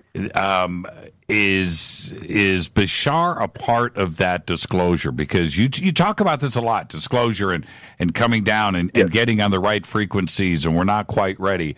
But then, boom, this happens. Is right. So I think that the more we become familiar with the idea that we're not alone, the more our reality shifts in ways that allow for certain bits of information to start being made public. That's part of the idea of why he's sharing this kind of information with us, to get us to think differently, to think more cosmically, to change our frequency, which is what changes our experience of reality. That the frequency that we're in guides us through these parallel reality time tracks and creates the history that we each prefer. So I do think that, their presence has a lot to do with our ability to receive and be willing to receive and be able to handle more information about the existence of the extraterrestrials that have been around for a long time. And you describe this really well. You've done this over the years, but frequency and vibration is what all of this is about. They are on another level from us, period. That's it. Period. And you went eyeball to eyeball with Bashar, and you could not handle it. in a dream, he showed me, because I had, the typical other question that people ask, why don't they land? And in a dream state, altered state, he showed me what would happen. And because they operate on such a high frequency level, it can actually be overwhelming to our psyche. So in the dream, his ship landed, he got out, he walked toward me. When he was about, say, 20 feet away, I actually lost my identity. I saw my body through his eyes as if he had suddenly absorbed my consciousness. And I backed away. And he said, see, that's what would happen if you are not able to be strong enough in your own self-identity. Our energy can overwhelm you. And so it's about sharing information with you that upgrades your energy to the point where you can maintain your individual identity in our presence. But that has to be a slow process. Otherwise, it's like, as he used the analogy of, it's like shoving a very slow turning gear into a very high speed gear. And if you do that, the gear can just be stripped. So it's got to be a gradual process of upgrading our energy so that we can handle the much higher frequency of some of the extraterrestrial civilizations that are evolved far beyond us. It's not just a matter of meeting physically. It's a matter of meeting energetically and emotionally. And we're very compartmentalized beings here. We're much in denial. We have fear-based belief systems. These lower our vibration and make us incompatible with the frequency domain on which they operate. So they're trying to help us let go of that, upgrade ourselves, and make it easier for contact to actually occur. Is it the same thing with visually trying to make contact with his craft? Just like the triangle in the valley was only visible to you. He's got a ship up there right now, but is it just at another vibration outside of our light spectrum that we can see and detect? Yes. Yeah, usually. And so when people do usually then get a chance to see, this is not in every case, but when people sometimes do see those kinds of craft, it means that for some reason right there, they've shifted to a frequency where they're able to perceive a slightly higher vibration. And that's sometimes what they use as a measuring device to determine when we're actually closer to being ready for more contact. And it does explain, doesn't it, the black triangles that have been seen around the world. I photographed one in 1995 myself. Mm-hmm. Yeah, I'd never actually heard of black triangles until I saw, his ship. And it wasn't even in the literature that I read for several years after that someone else had said they had actually reported a black equilateral triangle. So that was, interesting to me, because before that it was all just, saucers and cigar-shaped ships that were being reported. That was the first time I'd ever known that such a thing as a black triangle UFO existed. Did having that many witnesses and certainly family members in the car with you that day, did you guys talk about, and it's briefly discussed in the film, but did you guys talk about this as a family after that? Absolutely. I mean, we were all stunned by what we saw. And again, especially because one of the people that was there with me the first time was there with me on the second sighting, which was only 1 week later. So, I mean, we were just going, oh my God, what's going on here? Is this an invasion? What's happening? So, yeah, of course, we talked about it at length, tried to make sense out of it. And that's why I did so much research after that. It really propelled me to say, look, we've always been told these things don't exist. And now I've had one face to face. I can't deny it. It's a machine. It's only, 70 feet above my head. It's not like it's an illusion. It's broad daylight. I have to know what this is all about, because the reality is not what I was told it was. So certainly it propelled me forward. But yes, we talked about it at length. Yeah, everybody needs to go and check out this film. And the links are right there, and we've got them posted. This is Fade to Black. Our guest tonight, Darryl Anka. We're talking Bashar and his film documentary, First Contact. This is Fade to Black. I'm your host, Jimmy Church. More with Darryl right after this short break. Stay with us.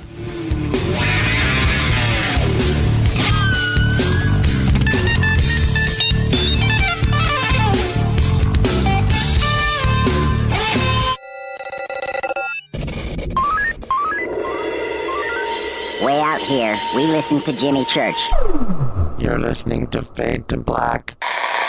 Always on the edge of the hottest alternative talk. Jimmy Church with Fade to Black. KGRARadio.com. In the tal, mis amigos? Yo soy Mario Carson, el tiburón, y los invito para que escuchen a mi buen amigo Jimmy Church Radio. ¡Claro que sí!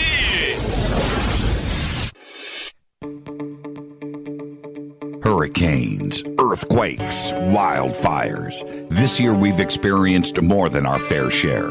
This is Jimmy Church of Fade to Black, and last month I decided to make sure my family does not have to worry about food should we get caught in a real emergency situation.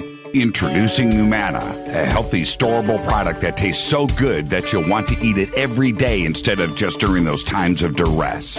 All Numana products have a 25-year shelf life, are MSG and GMO-free, no preservatives, and are made in America. With the Numana pack in your home, you'll be able to sleep at night knowing that you've protected your family. Not only have I tasted and tested, I own it. Now you can too. Just click on the Numana banner on JimmyChurchRadio.com and use the promo code Jimmy when you order. In addition to a discount, we'll send you an autographed Fade to Black t-shirt. Seriously, go Beckley Tappy. Do you worry a lot? Whether you're a college student, busy professional, parent, or grandparent, ongoing stress and elevated levels of the stress hormone cortisol can rob your memory, your health, and your future. Now you can combat the effects of stress and anxiety while improving your memory and recall at the same time with the dietary supplement Calm and Clever. Studies show that the ingredients in Calm and Clever reduce cortisol by as much as 30% in 1 to 2 weeks. Call 1-800-758-8746 or calmandclever.com. You listen to us, and we listen to you. And so does the CIA. KGRARadio.com. Hi, folks. CBD is the home run hitter for health right now. Why, you ask? Because of what it does for the body. Unfortunately, I can't tell you all about the benefit. You know, there's reasons. Do your due diligence and log on to ancientlifeoil.com. That's ancientlifeoil.com. Ancient Life Oil uses organic ingredients and is blended in coconut oil for some of the best benefits. Legal in 50 states and non-psychoactive. Log on to ancientlifeoil.com. That's ancientlifeoil.com. You are listening to Fade to Black with Jimmy Church on the Game Changer Network. Oi, oi, I'm Reese Evans. You're listening to Jimmy Church. This is Revolution. The revolution will not be televised. The revolution is on radio. Ciao.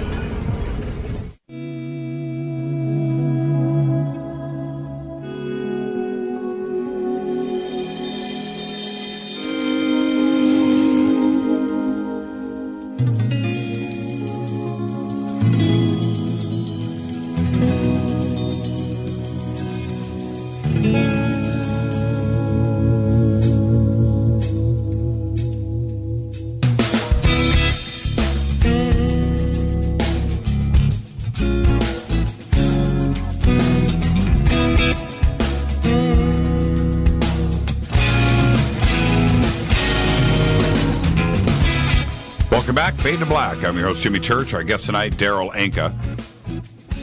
This segment of Fade to Black is proudly brought to you by New Pharma. GNU Pharma. Click on the banner at JimmyChurchRadio.com to read about all of the science behind New Pharma. And Chip Paul is going to be doing a presentation this weekend at the Conscious Life Expo on New Pharma and its products, so you want to check that out. Use the promo code F2B and you will get 33% off of your order. Our guest tonight, Darryl Anka. We're talking about his film, First Contact, and, of course, channeling Bashar. And one of the things, Darryl, I study quantum mechanics, quantum theory, CERN, what is going on with all of that, and parallel worlds and the multi-worlds theory. This is now very, very close to scientific fact, and right. it is being discussed every single day. But you and Bashar have been talking about parallel worlds and that for a very long time, way before what's going on today in the scientific community. And today, this is exactly how science describes the possibility, but you've been doing it for a long time. I'm not sure what's going on here. Right? I mean, well, obviously, if Bashar is who he says he is, he's from a society that already understands these things. So he's just talking about what he knows. Well, and it also makes me feel like some scientists and engineers are aware of Bashar's tech or the message. And is there a possibility of that? I know for a fact that some are, because like I said, he's had some conversations with some physicists who will not be named. And I know that they are very interested in what he has to say and are attempting to pull together larger groups of scientists to have conversations with him about such things.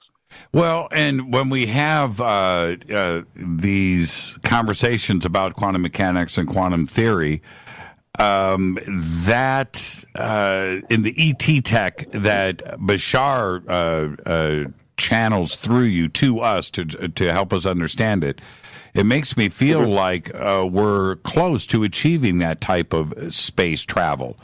Well, we're close to understanding the theories. The technology, I think, is still a little bit out in front of us. I think we can certainly invent some simpler versions of what he's talking about that for us would be very advanced. But on the level that they operate, I think we're still a ways away from being able to do that, even though we might understand it theoretically. Yeah, because for your audiences and this audience, when they listen to Bashar talk about this, they're also reading about it in the news or on the internet and Silicon Valley talking about quantum theory. And it's not a big mystery anymore, but certainly we're able to connect the dots and go, aha, wait a minute, Bashar has been talking about this for a long time. Now science is here with us. Something is actually going on. We don't have to be the tinfoil hat crowd here. We're getting, you know what I mean? We're getting verification of this. Right, I do. And we hear that more and more every day in different scientific news releases. Okay, I want to do this here for a second, if you don't mind. We've covered channeling, as I've mentioned, on Fade to Black many times over the years. And every time we do, the critics and skeptics come out. Okay, Church was talking about this last night, and they do what they're going to do. I know how we deal with it. How do you deal with it? Well, for the most part, I ignore it because I understand that it's not something they're actually truly interested in investigating. Therefore, they're not really as informed as they could be. And therefore, whatever it is they're saying really just doesn't have relevance for what my experience is. I mean, I can understand why they think the way they do, but the reason, from my perspective, why that is because, and to me there's a lot of irony in this, is they think that people who believe in these kinds of things are extremely gullible. But in fact, I think they're being very gullible because they're going off surface descriptions of things that they believe are actually fundamental descriptions of things. And when they can disprove a surface description, a mythological or an outdated description, they think they have disproved the concept. All they're doing is missing that there is actually a deeper, more scientific way to look at these things, and they're not simply willing to go there. So to me, open-minded skepticism is fine. The people that you're talking about that sort of proclaim themselves to be debunkers, to me, are not skeptics. They're cynics. Their minds are already made up. They're not really interested in looking any deeper to find out if there's anything to this stuff. And therefore, they're not really fully informed enough to have what I would consider to be an educated opinion. Can you imagine what a boring life that must be? Well, I don't know, it may not be boring to them, but nevertheless, yes, from our perspective, it would seem to be kind of like, well, they're just sort of in the dark. Yeah, they walk around all day saying to themselves, this is it, right? This is all there is. Nothing else. And that's fine. You know, I mean, if someone can live a happy life that way, that's fine. I don't begrudge them that. And it's not about that they have to believe any of this at all. There's no insistence at all from Bashar that anyone has to take what he's saying at any kind of face value. He's sharing information for those who are willing to receive it and apply it. And the proof isn't really in the idea of whether he's real. The proof is in using the information and finding out that it actually does make a difference in your life. To me, that's the only proof that really matters. And today, with this push into, and certainly you're in the film business, you understand AR and AI and the technology that is pushing that forward at a very quick pace.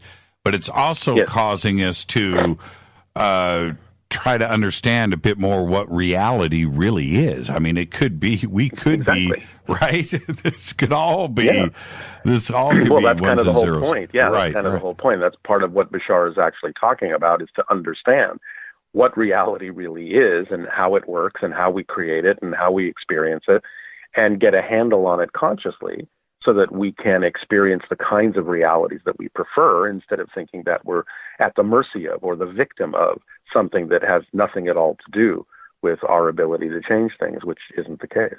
Well, how do you define it? How do you define reality? Physical reality, according to Bashar, is simply a projection of consciousness. In a sense, he's saying it's actually a dream. It's like our natural state, for lack of a better term, is to be in spirit. And from his perspective, we never leave that state. Physical reality is us in spirit dreaming that we have left spiritual levels, and that physical reality is a self-imposed limitation or a focus on our consciousness that allows us to experience reality in a certain way, but that it's just a projection of consciousness, like a dream. And when we become more lucid in physical reality, like becoming lucid in a dream, we gain more control and can change the way things are unfolding in a much more conscious way. And so if someone wanted to, and I think manifest might even be the right word here, to manifest another reality or change where they are today, how would they do that? Because I've done it. I know that I have, and I know the trip that I did. You've done it. Yes. Well, the first thing, I think, from Bashar's perspective to understand is that we're actually doing it all the time. We don't have to learn to do it. We have to realize that we're always doing it. Because from Bashar's perspective, time and space are illusions created by our consciousness actually shifting through a series of parallel realities billions of times per second. And so we're always shifting, we're always changing. But when we can become conscious of the fact that that's the way we create time as a side effect, then we can get a handle on exactly what we shift to next, rather than just having it function automatically based on our unconscious or subconscious ideas. So he's talking about bringing into our conscious awareness the fact that we're already creating reality by shifting to different parallel versions of it all the time. And that's the first thing to understand, so that you can then do it more consciously in whatever direction and whatever style you really prefer to do it. With Bashar and their race, they were essentially us at one point, right? In a sense. Well, the hybrid race had a little bit of a head start because they are, in a sense, for lack of a better term, an artificially created race. So they had a little bit of a head start, but they had their own processes. They were not always where they're at in their development. They understand that, which is why they can relate to us where we're at in our development. But certainly there are races and other civilizations out there that have gone through similar processes that we're going through now. And if they recognize, if they recognize what we are going through now with our planet, they did the same thing. I actually want to discuss this at length. They went through the same things. If we just were left to you're talking about the Greys. I'm talking about the Greys and Essassani. Yes. And well, Essassani is not. Yeah, the Essassani is the hybrid result of the Greys learning their lesson. The Greys used to be human, and they destroyed their version of Earth and mutated themselves to become what they are now, and are attempting to reclaim their civilization by creating the hybrids. That's the story that Bashar tells in the movie. Exactly. Yeah. So if we were left to our own devices, right, and that just we did our thing, would we eventually evolve to where they are today? It's possible. Right. It's just about whether it's probable or not based on the choices that we make, which are based on what we believe to be true about ourselves. That's why Bashar is so focused on getting us to understand what our beliefs and our definitions are of ourselves, because that makes all the difference in how we experience our reality and what's to come. Do we have any idea how evolved they are in a linear time sense? What length of time we're talking about? They are about 3,000 years ahead of us. Oh, that's not too bad.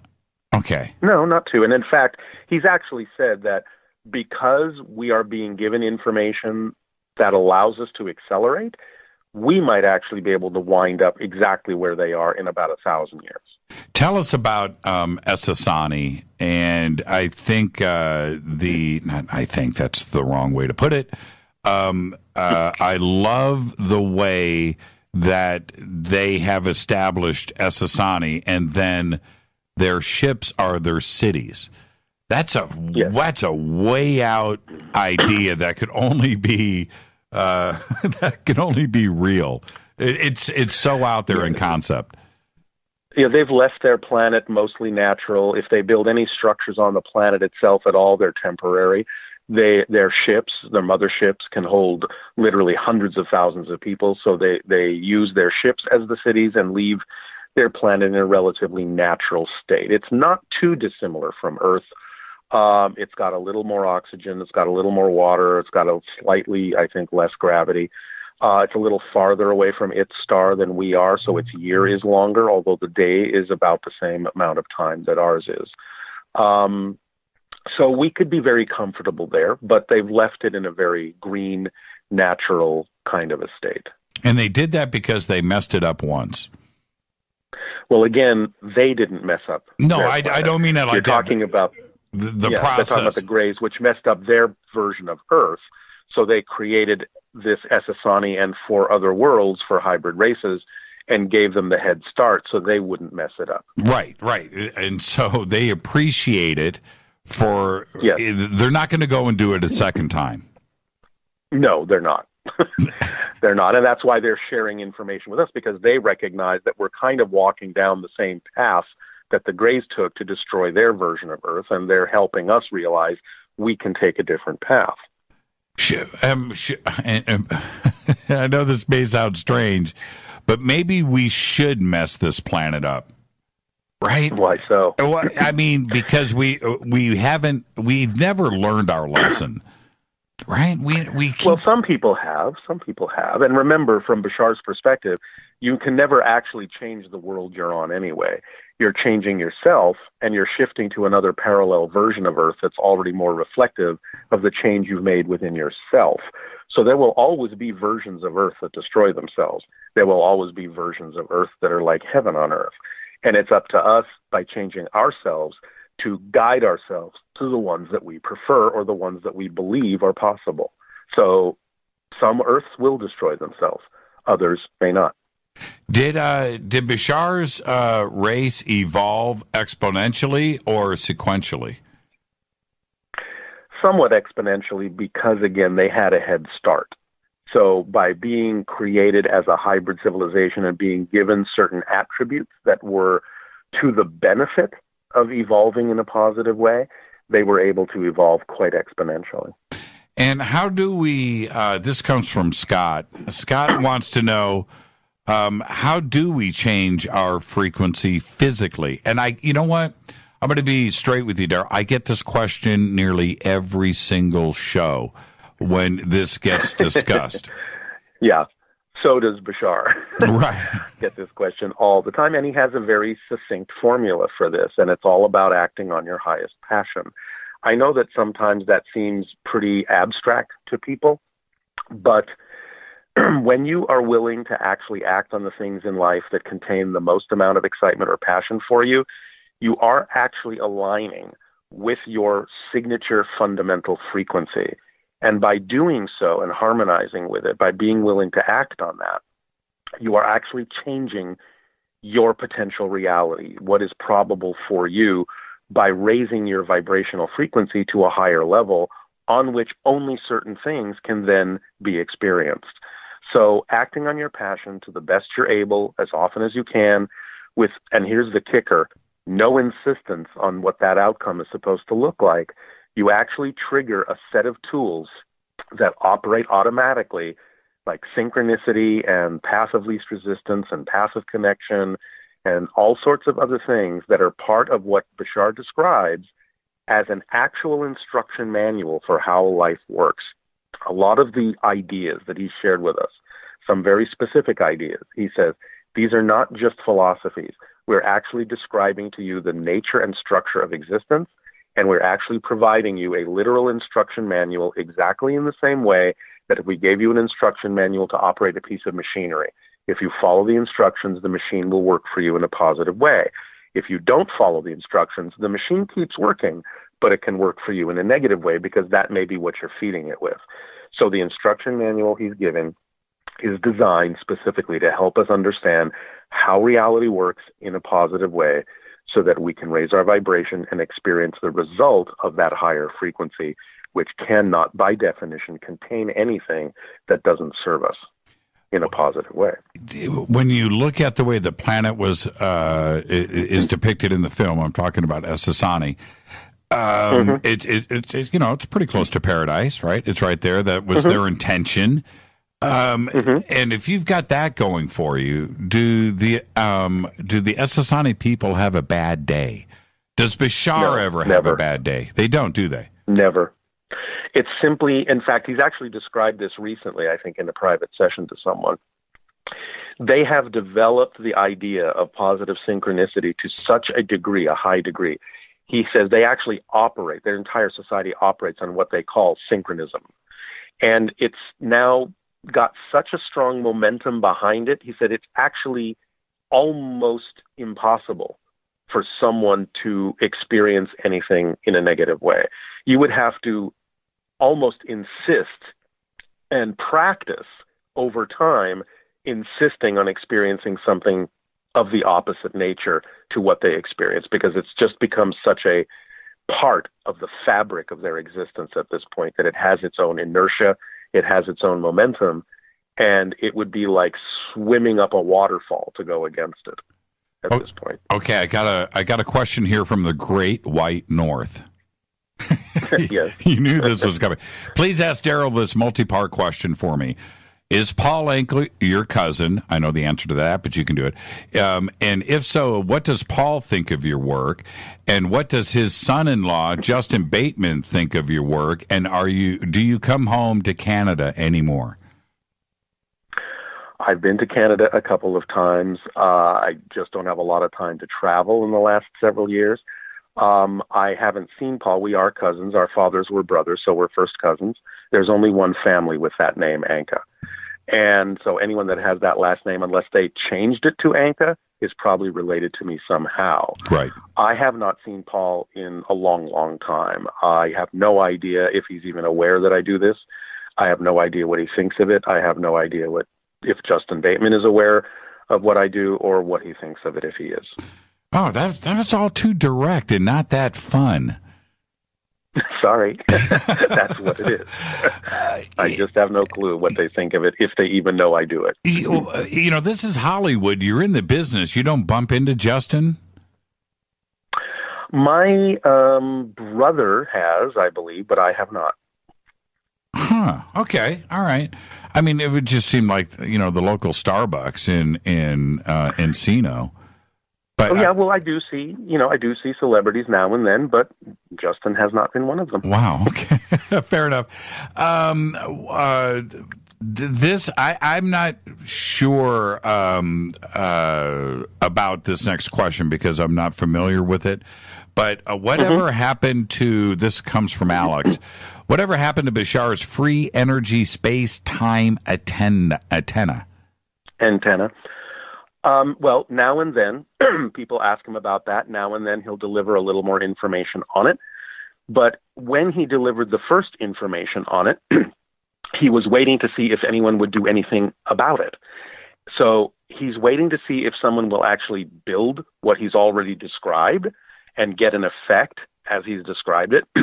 And only then is he willing to then impart more information, because from his point of view, If somebody's not willing to follow the instructions up to, let's say, step 3, he doesn't have a reason to deliver step 4. So he's still waiting for people to even work with the initial information he's given on that particular device. And one last question before the break. Jimmy, please ask Darryl. There's 100 questions here, Darryl, by the way. We could do the next 5 hours. Jimmy, please ask Darryl, if reality is like a dream, does this mean everybody has their own personal reality and all that exists in one's consciously projected reality does not necessarily exist in another's? So, Jimmy, might have aliens in this, but Bill Nye does not. Oh, that's a great question. That is correct. Everything he said is exactly how it is. We have to experience a shared reality by agreement on some higher level.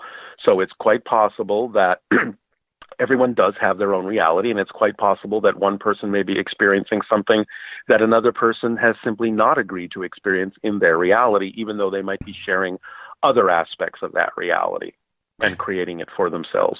So yes, what he has said is very accurate.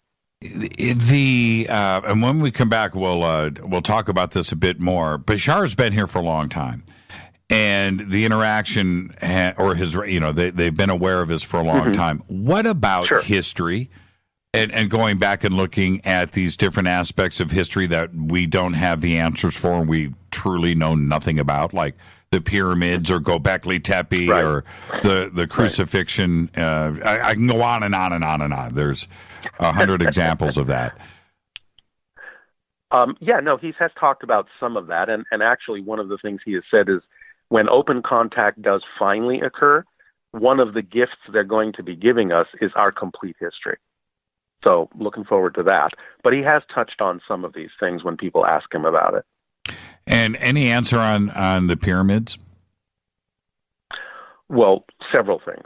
Probably too much to go into unless your break is not going to be for a while. No, my break is in 3 minutes. Give me the short. You know what? We'll do the radio tease. Let's do a setup, and then we'll pick it up after the break. Okay. Well, according to Bashar, the pyramids had some unusual functions that some people aren't even necessarily talking about here. So we can certainly mention what it is he's talked about, how some of the older pyramids were constructed, how they were used, when you come back. Okay, let's take the break right now. By the way, you can follow Darryl at Zia Films on Twitter. I put up the links right there in Twitter, so you can go follow Darryl on Twitter. It's all right there. Our guest tonight, Darryl Anka. We're talking Bashar and his film, First Contact. This is Fade to Black. We'll be right back. Hi everybody, this is Rob Halford, the Metal Guard on JimmyChurchRadio.com. This is KGRA Digital Broadcasting Station, Salt Lake City, Utah, Van Buren, Arkansas. Okay, nurse, let's get this man to the ER stat. Right away, doctor. We see this every day. Heart attack or angina pain due to blocked and clogged arteries. Chelation can remove obstructions or blockages from arteries and help avoid painful and expensive surgery. Now there's Angioprim. It's a liquid oral chelation product that you take with juice. You start to feel the results fast. Angioprim increases blood flow all over the body, and that means more energy and strength to take on the day with less aches and pains. 60 years of research has gone into chelation, and Angioprim is the result. A safe and easy way to unblock your veins and arteries from buildup that slow circulation. Paging Dr. Jones. Please report to the emergency room right away. Log on now for a special radio offer from Angioprim. That's angioprim.com/radio. ANGIOPRIM. Angioprim.com/radio or call 877-882-7221. That's 877-882-7221. So, you love talk radio? Then you'll love TalkStreamLive.com. TalkStream Live is always on, 24/7 with the best streaming talk shows. Find your favorite talkers and discover some new ones. It's free, readily available online or on any smartphone or tablet. Finding your favorite talk shows all in one place has gotten a whole lot easier. Just go to TalkStreamLive.com. Be sure to download the free apps from Google Play or the iTunes App Store. Your contact for current news and trending topics. KGRAradio.com. Hello, Fadernauts. This is Jimmy Church, and I'm introducing New Pharma, a company whose products are based on science. Human function based on the endocannabinoid system, or ECS. New Pharma firmly believes in this science, and their research indicates that support of the ECS provides the beneficial effects for a healthy lifestyle. New Pharma's science includes relief capsules for pain relief, sleep capsules, which are natural support for occasional sleeplessness. Foundation is support for your ECS, and Fit capsules support your active lifestyle. Just click on the banner at jimmychurchradio.com and use the promo code F2B for a 33% discount on all of their products. Or visit newpharma.com for all of the knowledge on the science. That's GNUpharma.com. Go Beckley Tappy. Did you know that when you're on the road with limited data or Wi-Fi available, you can still listen to every minute of Fade to Black by just calling 605-562-4482. No smartphone, app, or internet needed. It saves your data plan and no extra cost if you have unlimited minutes. Just call 605-562-4482. You can listen to me, Jimmy Church, on any phone, anytime, anywhere. Go Beckley Tappy.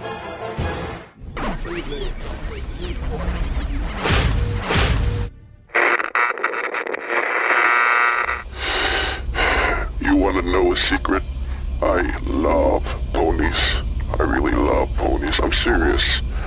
I couldn't stay sane without ponies to brush. Why fade to black? Because you never got that pony, damn it. This is Fade to Black with Jimmy Church on the Game Changer Radio Network and KGRA, the Global Radio Alliance.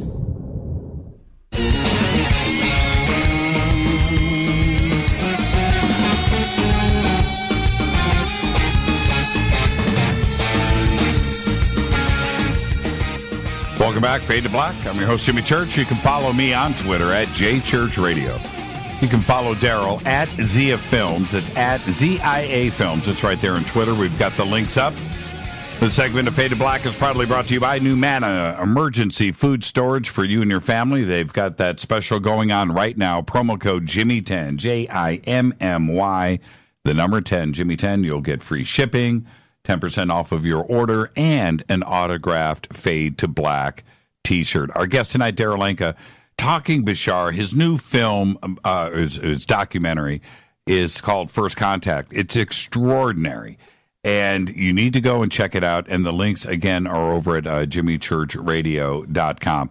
Now, Darryl, right before the break, we started to talk about Egypt, and we have somebody on once a week when it comes to Egypt. It's something that we don't have the answers for, and it's right there. And a couple of months ago, a new chamber was discovered above the Grand Gallery, and supposedly, and this chamber's huge, right? It's 135 feet by 30 feet by 35 feet tall. But there wasn't supposed to be anything left inside of the Great Pyramid. We've been told that for years. And now this huge chamber is found. And I know someday we'll get the answers. Today we don't have a clue. And what is Bashar telling us? Well, unfortunately, it's been too soon for someone to ask him about that chamber, so I don't know about that one. But one of the things that I found really interesting that he talked about on the Great Pyramid specifically was that the King's Chamber and the stone coffer that's inside of it, the box, he said was used specifically for putting people in there with a specific meditation to increase their gamma frequency, that to a point where they would actually have out-of-body experiences where they could then go up to the higher levels, non-physical spiritual levels, and bring back information to be able to accomplish certain kinds of technological things. So he's basically saying that that's one way that the priesthood was trained in order to be able to access higher level information, was to use the pyramid to do out-of-body travel. I thought that was particularly interesting, that I'd never heard before. He does say that some of the earlier pyramids, like the Great Pyramid in Giza, were built with higher level technologies, resonance of understanding how to get stones to float, to cancel the gravitational effect on them, to put them in place so precisely. And some of this information, he said, again, was obtained by out-of-body experiences. Some of the information was handed down over generations from extraterrestrial sources, but not all of it. He did say we did develop, the ways in which we could gain access to some of that high-level information ourselves. And once devices like the Great Pyramid existed, it became easier for people to do so. Of course, it was the information was sort of retained within the priesthood. It wasn't necessarily shared to the general public, but those that were initiated into it were taught how to do these things. Well, and that sounds like, if I'm understanding you correctly, Bashar wasn't directly involved with it, but it was an instrument that was used by the pharaohs and the priesthood to communicate and do out of body. Did they communicate back with Bashar? Well, not Bashar himself. Well, not Bashar, but certainly probably. Right. Yeah, other extraterrestrials. Yes. Yeah. According to Bashar. That's fascinating, and you're right. I've never heard that before. This is right. So some of the of the information, in other words, that came from extraterrestrials didn't necessarily come from them physically. It came from some of these out-of-body contacts that people had with them. And any information on Göbekli Tepe? Again, strangely, not a lot of people have asked him about that yet. Unfortunately, I would love some people to do so. I'd love to get his take on it. I think there's more to it than certainly anyone has guessed, but we'll have to sort of wait and see what he says about that, because no one's asked him yet. Speaking of that, where are you going to be appearing upcoming? Because hopefully somebody from this audience is going to be able to ask these questions. Yeah, we do have some public events coming up in the near future. In April 14th, we'll be in Oakland, and on April 28th, we'll be in Anaheim, and a few other places. Anyone that wants to know what the schedule of public events is can go to bashar.org, BASHAR.org. All of the public events will be listed there, and as well as the number to go through, to call, and the process to go through to have a private session with Bashar, which I also do. Now, what about Los Angeles? Are you going to be doing anything down here? Yes, we always do a spring and fall session in LA.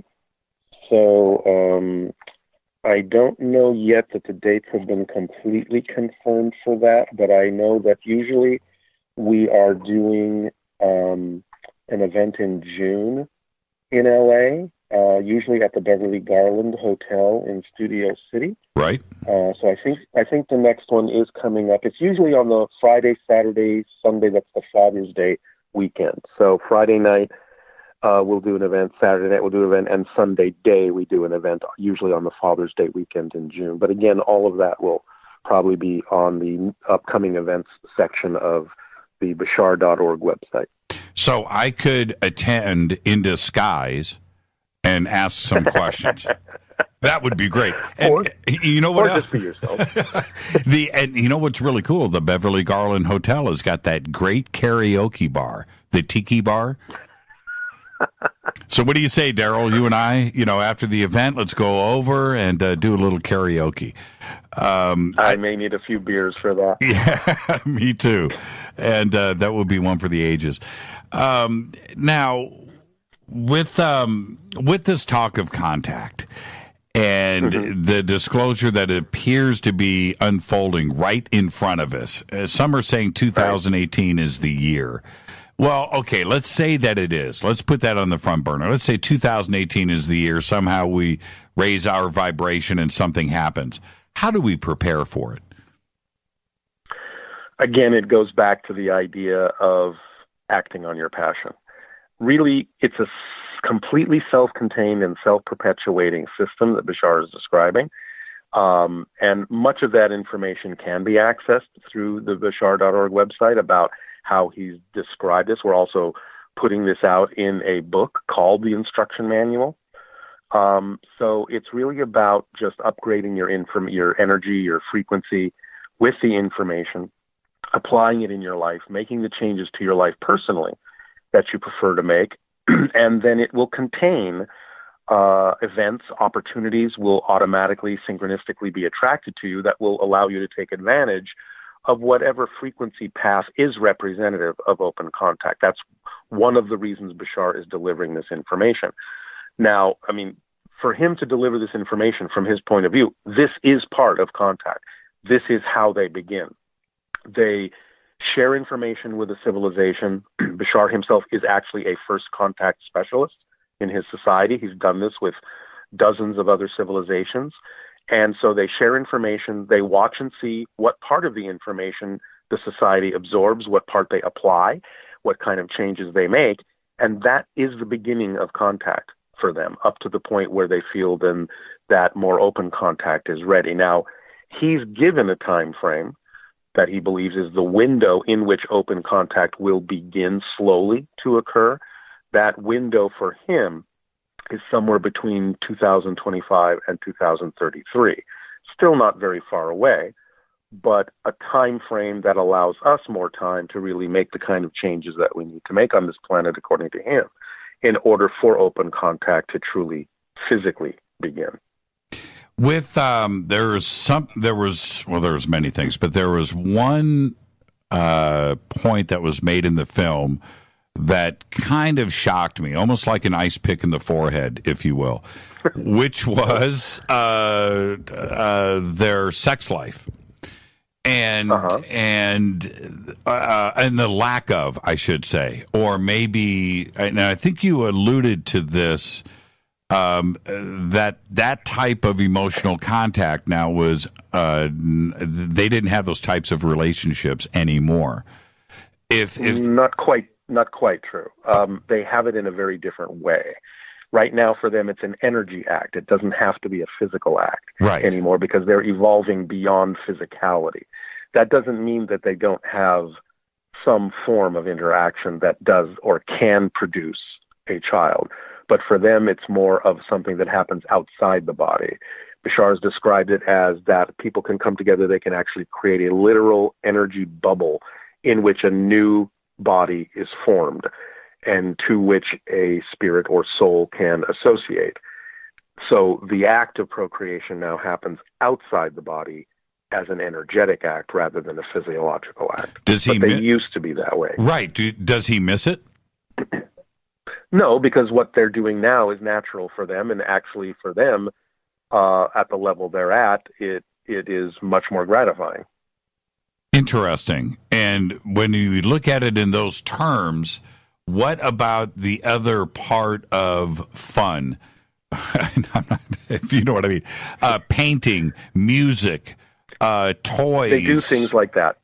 They do things like painting. They do have, Bashar himself has actually said that he will sculpt from time to time. Right. I mean, of course, his fun is that he's a first contact specialist. That is his passion. But he has said that he has sculpted things out of different kinds of materials, of course, than we have. One of the things he described is kind of a large double spiral antenna in a cone shape that rises hundreds of feet into the air, made out of some kind of crystalline nanomaterial that they have. He sculpted things like that as he's described it. They do music, although he has said that to our ears, their music would seem to be relatively simple, but since they're on a different vibratory level, they can hear, let's say, more of the notes, more of the frequencies in any given note. So to them, it sounds much more complex, but they do enjoy music and they create music, and many different kinds of things. I mean, they're always having fun. They're always investigating and exploring and creating and doing things that are expressions of joy. I'm not sure there's anything they do that isn't. Where do they get their energy from? They absorb energy directly now from fields in the cosmos. I mean, the electromagnetic field of their planet, energy from space. They just absorb that directly. They no longer eat. They no longer sleep. Again, they've evolved to the point where they're almost becoming non-physical. So they have traits and qualities of physical beings, but they also have traits and qualities of non-physical beings, which is one of the reasons why he can do what he does with regard to the channeling. So because his consciousness can just shift into whatever parallel reality time frame he needs it to accomplish whatever he's accomplishing. They must miss the physicality side of things. When I think about that, Darryl, if I shifted to, say, a liquid diet and my body just turned into this fantastic machine and I'm healthier and I'm not sick and all of that, you know what? That's great. And I'll do it. But I'm still going to miss pizza.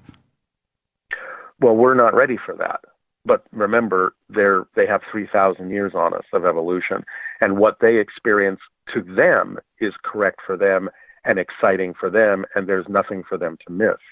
What they get out of what they experience is as much or more gratifying than what we experience by still eating. So it's just 6, 1, half dozen of the other. That's just where they're at. They don't miss anything. And the hybrid children that is much talked about these days in our circles here on Earth. What does he say about that? Well, again, they are like Bashar's race, the product of the hybridization program, the hybridization agenda. But he does say that the children will come back at some point to live among us. They're in a phase now where they're learning what our society is like so they can adapt to some degree, so they won't be too different from us. But he does say that they will come back at some point and live among us when we're at a certain point in our development. I don't think, again, that's too far in the future. It might actually be part of the agenda of open contact that will begin slowly and build from there. Are there other channelers? I'm sorry? Yeah, go ahead. You said there is also...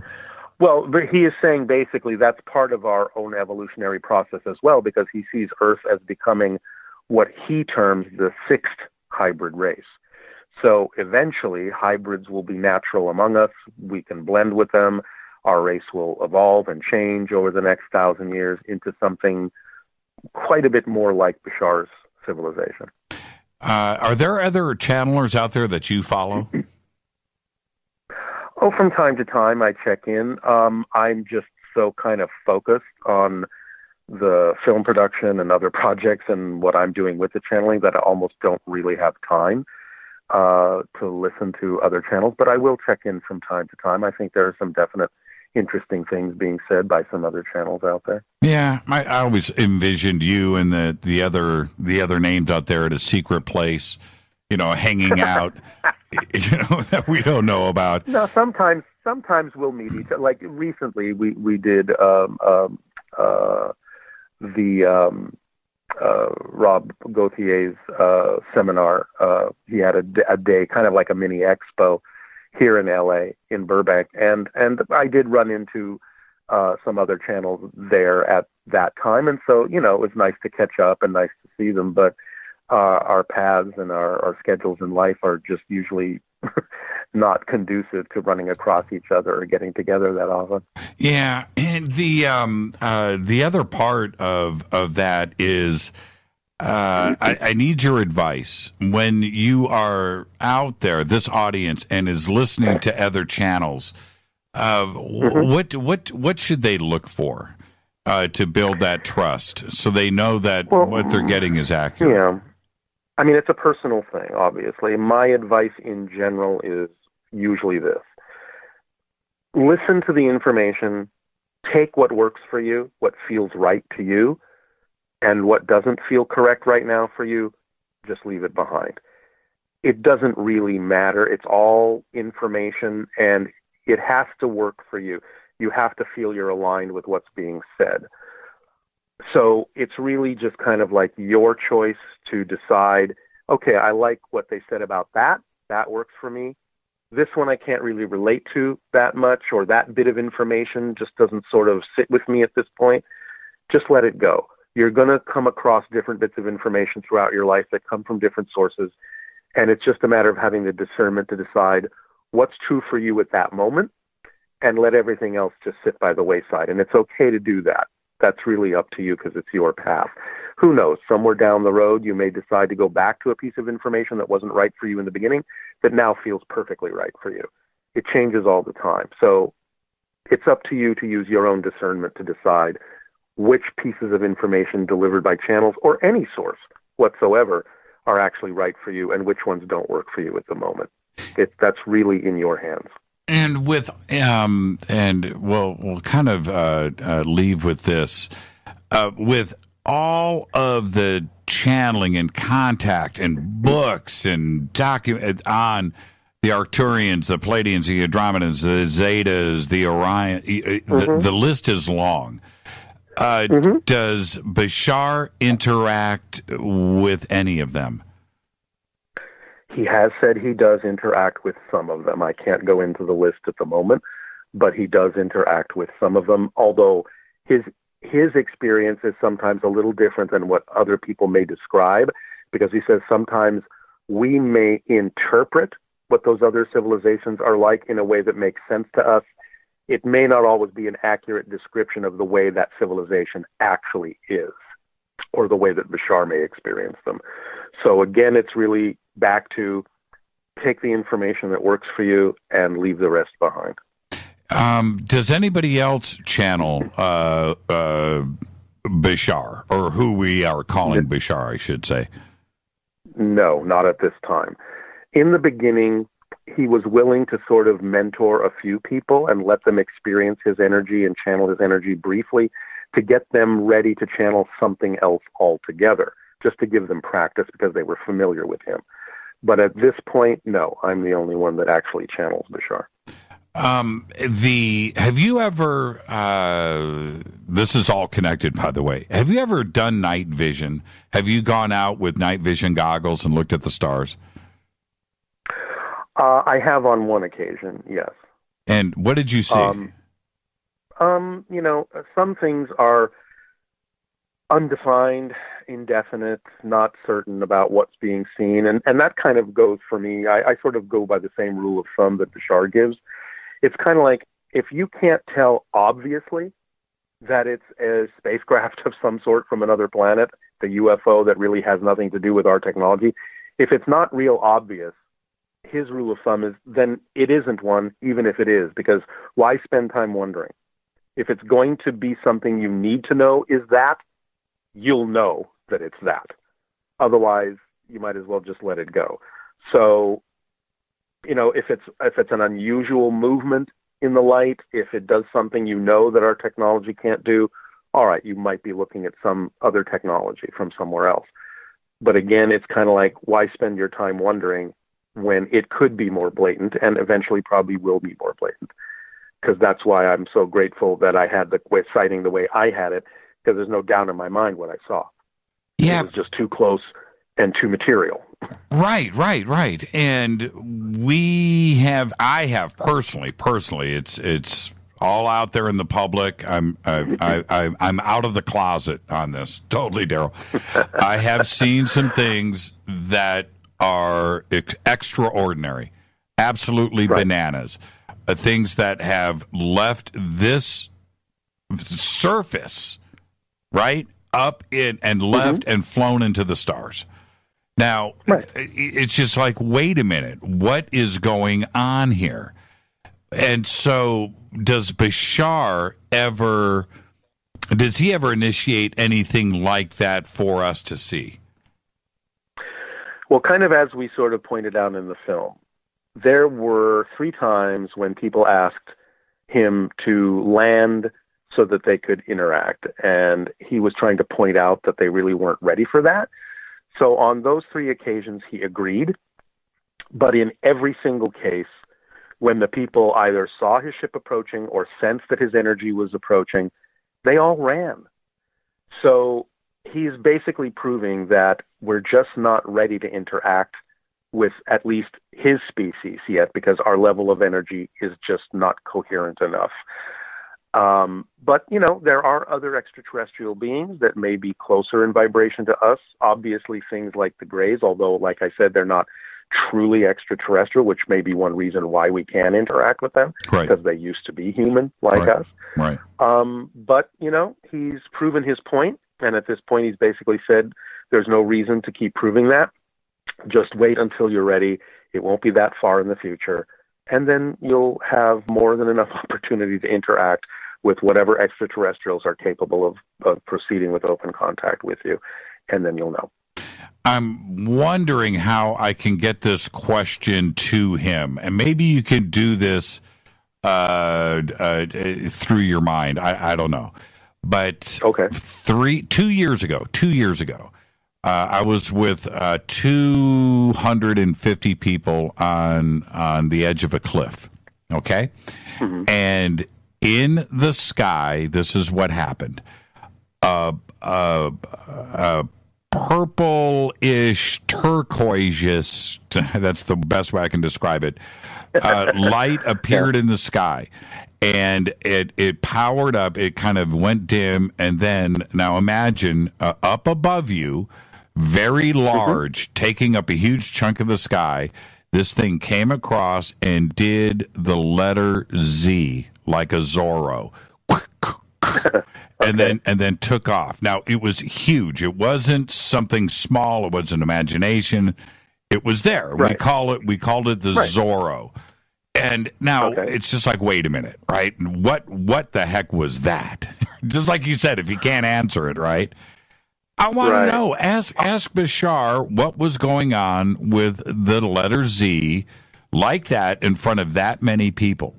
I mean, he's got to have an answer for that. I know our military doesn't, because they didn't do it. Right. I'm sure he does. I'm not getting anything at the moment, but if you show up at the session, I'll let you ask the question. Oh, man, that would be so cool. That would be so cool. Sure. It would be such an honor, too. Darryl, thank you so much. And for everybody, it's bashar.org. The links are at jimmychurchradio.com. Go over it. You've got to check out the film, First Contact. It's extraordinary. And if you ever get a chance to go and see Darryl in person, you've got to go and do it. I'm going to do it in a couple of months, and I look forward to it. Thank you so much, Darryl. Jimmy, thank you so much for the opportunity. I really appreciate it. You're the best. Thank you so much. So much fun. Have a good night. You too. Have a great, safe evening. Darryl Anka, again, everybody, the links are over at jimmychurchradio.com, and you can follow Darryl on Twitter at Zia Films. Okay, I'm going to take a break right here, and when I come back, I'm going to open up the phone lines, and we'll just have a little open conversation in this last segment. I'm your host, Jimmy Church. This is Fade to Black on the Game Changer Network and KGRA, The Planet. Stay with me.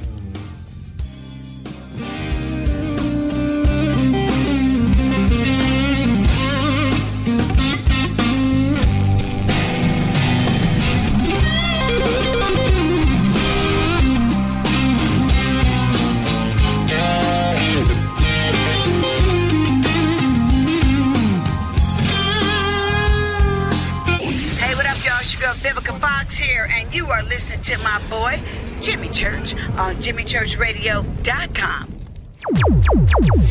Despite popular opinion, reading a book will not make you smarter, but listening to Jimmy Church will. So you went to dinner last night, you had your favorite pasta. Ugh. Or maybe you had a heavy, spicy meal and it left you. Ugh. Get the tea.com. Maybe you mowed down a huge steak and your plumbing is all plugged. Ugh. Get the tea.com. Our super strength tea will take care of your occasional. Ugh. It's all organic and non-GMO. Get rid of ugh. We have so many great supplements, but our super tea is number one. GetTheTea.com. That's GetTheTea.com. So, you love talk radio? Then you'll love TalkStreamLive.com. TalkStream Live is always on, 24/7 with the best streaming talk shows. Find your favorite talkers and discover some new ones. It's free, readily available online or on mobile with any smartphone or tablet. Finding your favorite talk shows all in one place has gotten a whole lot easier. Just go to TalkStreamLive.com. Be sure to download the free apps from Google Play or the iTunes App Store. When you take the beans from Central America with dashes of Indonesian and African mixed in and then roast it to the dark side of fade to black, you create the ultimate brew of fringe. Introducing the Fade to Black blend from Rivermoon Coffee. Yes, Rivermoon's darkest customized roast was created for the love of Fade to Black. The alchemy of masterful roasting and smoking the beans is in every sip of this full-bodied, dark Java. I need my coffee dark, deep, with distinct bittersweet chocolate highlights, just like the bunker. Leaning further into the darkness of the roast is Fade to Black blend from Rivermoon Coffee. Just click on the banner at jimmychurchradio.com and use the promo code F2BBLEND for 15% off of your order today. Go Beckley Teppy. Hey, can we talk about something serious for a minute? Your age. Getting old has its perks. But remember, being a few years younger, you know, your hair was thicker, you didn't have so many wrinkles, that extra weight wasn't haunting you, and you just felt better. Well, we can't turn back the clocks and go back 10 or 15 years, but you can start feeling and looking 10 or 15 years younger with Nature's Youth RSF. It's a doctor-formulated daily supplement that helps your body maintain its peak performance and fight the aging process. Imagine sleeping better, looking better, and feeling better. See how Nature's Youth RSF has helped thousands of people just like you at nature'syouth.com. nature'syouth.com. The holidays are coming. Imagine how it will feel when your family and friends are asking you what you did to look so good. Your secret will be Nature's Youth RSF. It's time to start looking better and feeling better. Learn more and order your Nature's Youth RSF at nature'syouth.com. That's nature'syouth.com.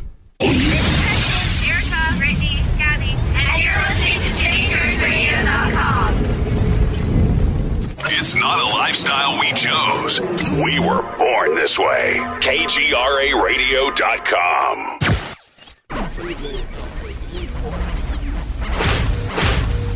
This is KJCR at JimmyChurchRadio.com.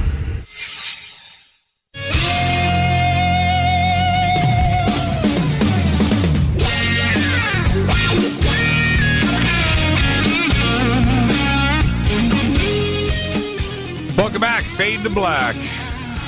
Wow, wow, wow. Darryl Anka. That was an incredible conversation. I hope you enjoyed it. You can follow Darryl at Zia Films. I put up the links right there. More on Darryl in just a bit. I'm opening up the phone lines, 323-825-5045 or 323-275-9695. Email is jimmy@jimmychurchradio.com. You can also follow me on Twitter at jchurchradio. I do want to, we have been covering the channeling subject a lot on over the last couple of months. And it's a subject that, for me, I don't think it's nothing new. Okay, channeling is not some modern thing. It's not some new agey thing. It's not. Jane Roberts, yes, and Seth, yes, okay. That's part of modern history, and it's there because of the ability to print books and get things out there in the tapes and so forth. That's why we know about Jane Roberts. Or if you go back to Edgar Cayce, again, it's modern history, and it's something that we know about now. It is not a modern phenomenon. It's not. It's been going on throughout history to the very, very beginnings of it. As soon as we had language and could speak, then the channeling happened, and what we call channeling, and the communication went from that to the masses. And that's it. You know, when we talk about different ways of communicating that have gone down that we know about, and I bring up Moses because it's an obvious situation where there was some channeling going on. And Moses came down and said, and God said. Okay, insert God. It could have been anybody. The channeling happened. And the way to keep the masses calm when that stuff is going down, the only way you could communicate this without freaking everybody out is saying, God said. Okay, so that would chill everybody out. Okay, so it's God. Okay, so what did he say? Well, he said this, A, B, C, and D. Oh, cool. You could not say to the village, okay, so Bashar said, you know, you can't do it that way. There's no way that the concept of, I don't think, back then, 5,000 years ago, 4,000 years ago, 3,000 years ago, that E.T. is here, and he's up there, and he's in a spaceship, and he got here by folding space, and a parallel trend. No, you just couldn't do it that way. So channeling has been around here forever. There is something going on. The ability to, I didn't get a chance to get into this tonight with Darryl. I'll do it at a later date, but the ability to have a photon or an atom or an electron right now affect and change the state of another atom or photon or electron instantaneously is something that happens now. Okay, it's those experiments are happening. Teleportation now has happened from Earth up to space. So, if you think about this for a second, if you expand that idea and you open it up into its hugeness, where now you have a spaceship, and you want that spaceship to go from this part of the universe to the other part of the universe, and you do it in that fashion where you are changing the state of something, and it doesn't travel, it's instantaneous. Done. And that answers so much if you think about it in those terms. And that is what Bashar is talking about. And for Darryl to speak about this a lot over the years, and today that is what is being talked about and tested and experimented on in the scientific community when it comes to not only the scientific community, but it's what CERN is dealing with. Astrophysicists are talking about this. Certainly, string theory and quantum mechanics and quantum theory. So when this is what is proven now, and this is what Darryl has been talking about over the years, and it came through channeling, that's where you have to step back and go, wait a minute, where's this information coming from? If you go, and this is what I find really interesting, you've got to go see the film. It answers a lot of questions, and for me to have Darryl not hold back in this film, the way that it is written and presented, this is very difficult science, right, to grasp on. But we talk about it on this show all the time, and I know where these ideas are coming from. I know, I study it, and to have Bashar channel this in rapid fire, boom, boom, boom, boom, boom, going down like it is, I have to say there's something going on. There has to be. And if you back that up a step and you look at, the last, let's go, I've been listening to Bashar for at least 10 years. Right around there, about 10 years. And you go back and you listen to the way that this was spoken about, not in science fiction writing, not in movies, not in the scientific community. It just wasn't out there. But, and with time travel. But Bashar spoke about this. And it makes me wonder that today, that when all of this is being spoken about in journals and in releases today, it says to me that somewhere this information is coming down and is getting figured out. Is it Bashar? Darryl says that there has been communication with a physicist, and I believe it to be true. I do. Today, this is what I find fascinating. Oh, by the way, I didn't. Oh, I apologize. Okay, 323-825-5045. I didn't open up the phone lines. I apologize. Calls have been coming in probably, or trying to get through. 323-825-5045. That is now open. Let me get the other phone lines open here, and which is 323-275-9695. Okay, they're both open now. Apologize for that. My bad. Today, I have noticed in television series and major film releases that have been happening at a very rapid clip, all of these subjects now are being discussed. And it's out in the open. It's completely out in the open. I have to say, what is going on? This is hard science. Hi, you're live on Fade to Black. Who's calling? Hi, Jimmy. It's Paul. How are you? I'm in Vancouver. Hi, Paul in Vancouver. How are you? Hey, Jimmy, it was tremendous listening to you talk to Bashar tonight. And from my perspective, I'll tell you why. When I heard him go into like the voice of Bashar, I was kind of intimidated by it, or taken aback by it. Mm-hmm. Really, to be honest with you.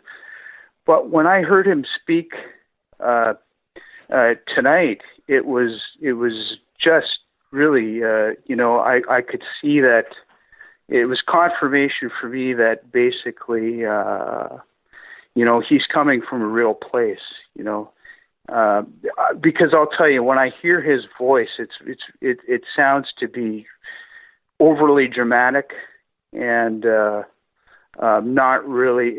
So you become, you're sort of questioning whether or not this could be real in any way. But, yeah. So I just wanted to put that out there. And you're right about that, because and especially if you don't know Darryl, right, and you're not familiar with Bashar, the first couple of times that you would listen to him, absolutely, the accent sounds forced. The mannerisms seem like it's acting. It's almost like it's a carnival type situation, because, and I'll tell you why, it's because it's not Darryl anymore. It is an absolute change in personality, in persona, and it is a very dramatic, abrupt, abrasive at times change. And so it forces you to go, you know what, man, my BS meter's going off here. Big time. Right, and I totally get that. The information taken as a whole, and you really, really give it a really good listen through, it is it's sensational. It's awesome. It is huge. It's big. And I appreciate it. I do. I just appreciate it. And you get through it and you're like, wow. Now, there's a lot of there's a lot of information that you can obtain by listening to it if you can get past the acoustics of it, or however you want to say it. And you have to. And you're absolutely right with that. And this is the thing. And I tried to drive this home for you guys tonight with Darryl. There is a huge amount of not only technical and scientific stuff that comes out, but and it's very fast and it's very quick paced, but also stuff about consciousness, philosophy, the mind, and that has nothing. It's more biology, right? It's not about science and hard facts. And it is way beyond what Darryl knows as Darryl. You're not going out and reading this and studying it and practicing it and then coming in and faking your way through these sessions. That is not what happens with Bashar. With other channelers, I can't speak for that. I can't. I've listened to Darryl enough over the years and Bashar enough over the years that I know that Darryl by day is not as smart as Bashar.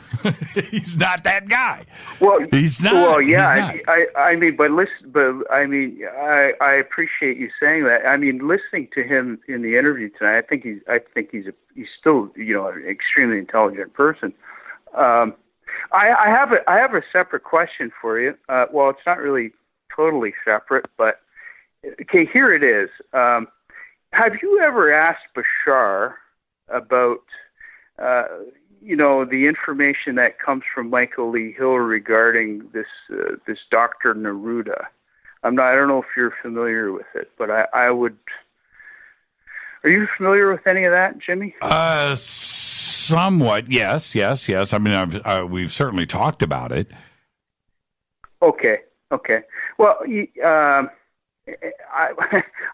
just trying to get some because I've been listening. My ears are out there. I'm always trying to take in more information. But this thing with this Dr. Neruda.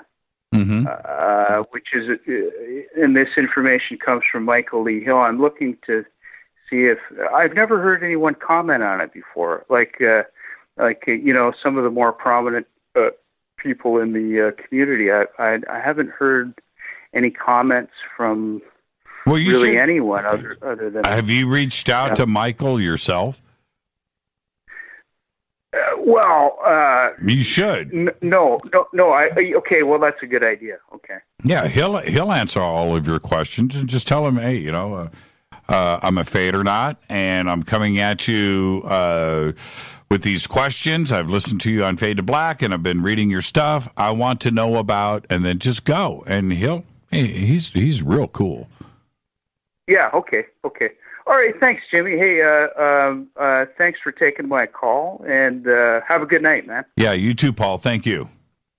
Okay, cool. Have a good night. Great phone call. And now I just got a text in. Okay.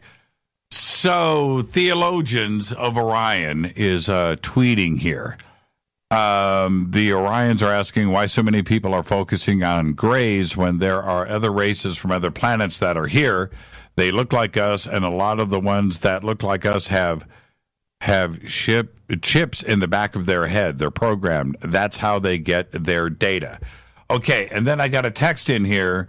Do I have any questions for the Orions? Because they are here right now, right next to me. Okay. I would like the Orions to call in. And, I'll keep the phone lines open if I can do that. I wouldn't mind asking a question directly.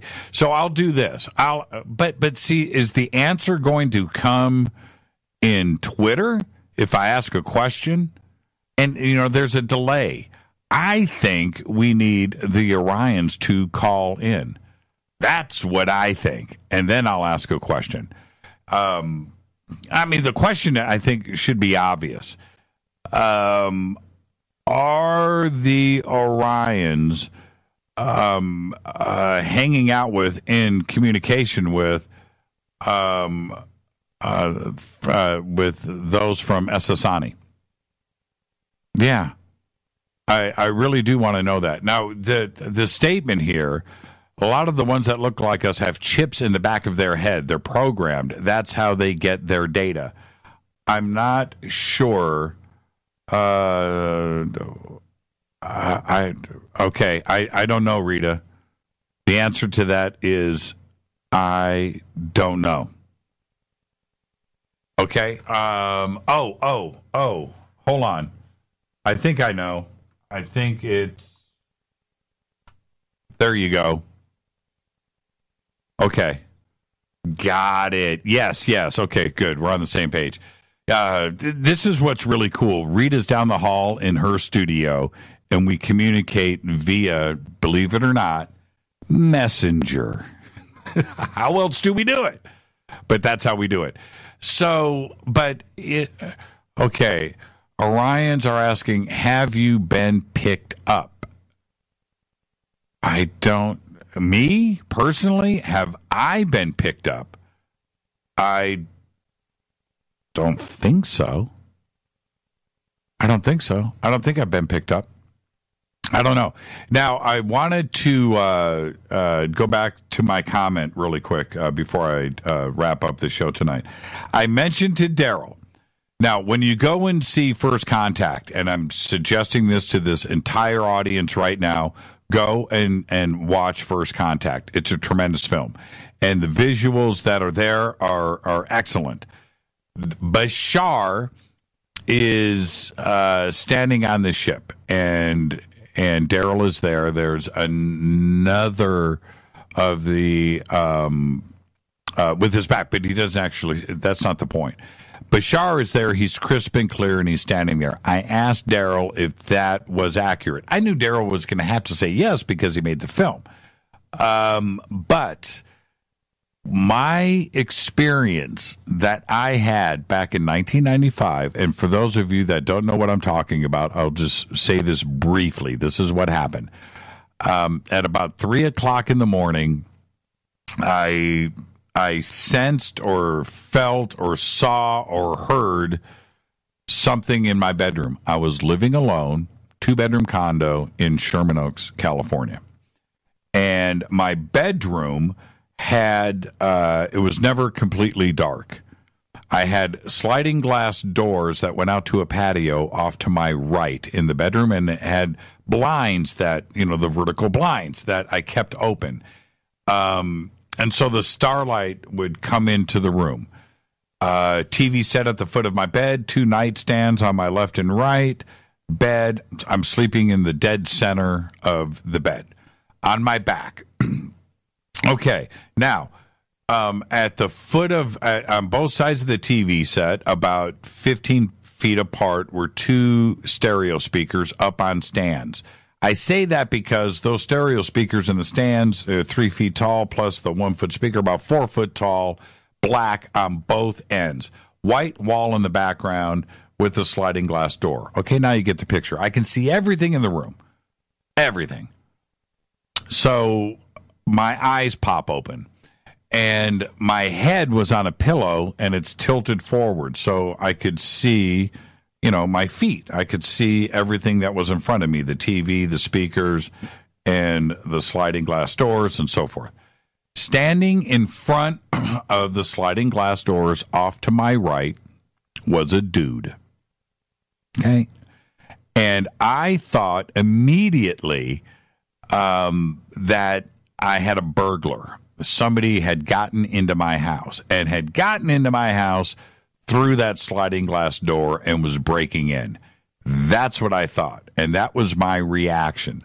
So I went to jump up and get physical. Couldn't. My head is tilted forward, and I could see everything crystal clear in my bedroom. And standing next to this stereo speaker, which is on its stand in front of the sliding glass door, is this guy. And without going into further details, that Bashar character that is in the film is pretty close to what I saw. Pretty close. Pretty trippy. And when I saw it in the film, I was like, wow, that's pretty strange. Okay, and I've never said anything that it was a gray or it was this or it was that or what color the skin or I've never described it to anybody. But what he has depicted Bashar in this film is pretty close. Now, what is interesting here, folks, is that Darryl and I live in the same town. Think about that for a second. Now, when you watch the film, when you go and watch First Contact, when he's going down the hill, right, and he sees the black triangle and then makes the right-hand turn, he is now driving past the condo that I'm talking about right now. And the one thing that fascinated me about what happened in my bedroom that night is when I got up and turned on all the lights and everything, I finally got it, and he's gone, and I looked out the window and I looked up and I'm just kind of tripping out. I thought to myself, how could something like this appear? And I was thinking of, a craft in Sherman Oaks. This is a densely populated area. It is a full-on city, full-on Ventura Boulevard right there. And it just blew my mind over the years. Now, you go and watch this film of Darryl's and the Black Triangle and what happens, all of that is in the film is my neighborhood, Sherman Oaks. And that's where this thing happened. About 10 years apart, but nonetheless, right there. And so when you're asking about Darryl and this black triangle and this thing and how it happened, and it's right in the middle of Sherman Oaks, and it's right there. How can nobody else see it? And why Sherman Oaks? And the same thing happened to me. And I've always tripped on that. And it's this weird thing. So when Darryl tells this story, I'm just like backing up going, well, happened to me. Happened to me. I'm fully out of the closet on this, and I have been for a very, very, very long time. So go and check out the film. I don't know. I can't explain any of it away, but when I hear something like this, and I hear Darryl's description and when and where and how, and I just have to back up and go, well, I can't really say too much here because the same thing happened to me. I don't know. Now, who did we have on? Rita, who did we have on 2 weeks ago that had the sighting above, the sighting that was above Twain's? Remember that? It's the same thing. This is just a couple of blocks away down the road. Unbelievable to me. And it's all right there above Ventura Boulevard. Well, okay, so that's going to wrap another Fade to Black. I got to thank Darryl Anka for coming in. Fascinating conversation. You can follow him on Twitter at Zia Films. It's right there. And I want to remind everybody that tomorrow night is our Fader night. We've moved Fader night from Thursday to Wednesday because we're taking Thursday night off. And tomorrow night, we are going to have James Gilliland here. We're going to have the crew from Modern Masters and a couple of other special guests to talk about our event that will be happening called Soul Tech up at East Ranch this August. And tomorrow night, we will give you all of the details and talk about all of the events that we're going to be having up there, because this is a very big deal for us. We want to teach, and that's what we're going to be doing up at East Ranch. So that's what's happening tomorrow night right here. And, of course, open lines all night long. I want to thank Darryl Anka, Bashar. Incredible conversation. Fade to Black's executive producer is Rita Camarion. Show is produced by Hilton J. Palm, Renee, Dennis, and Bob. Announcers are Steve Harder, Gene Vitoa, Mark D. Kovar. Webmaster Drew the Geek. Music, Doug Aldridge. Intro, Spaceboy, spaceboymusic.com. Fade to Black is produced by KJCR for the Game Changer Network, and syndication is KGRA, The Planet. This broadcast is owned and copyrighted 2018 by Fade to Black and the Game Changer Network. It cannot be rebroadcast, downloaded, copied, or used anywhere in the known universe without written permission from Fade to Black or the Game Changer Network. I'm your host, Jimmy Church. Follow me on Twitter at JChurchRadio. Until tomorrow night, Fader night, everybody be safe. Go back, Lee Tepe.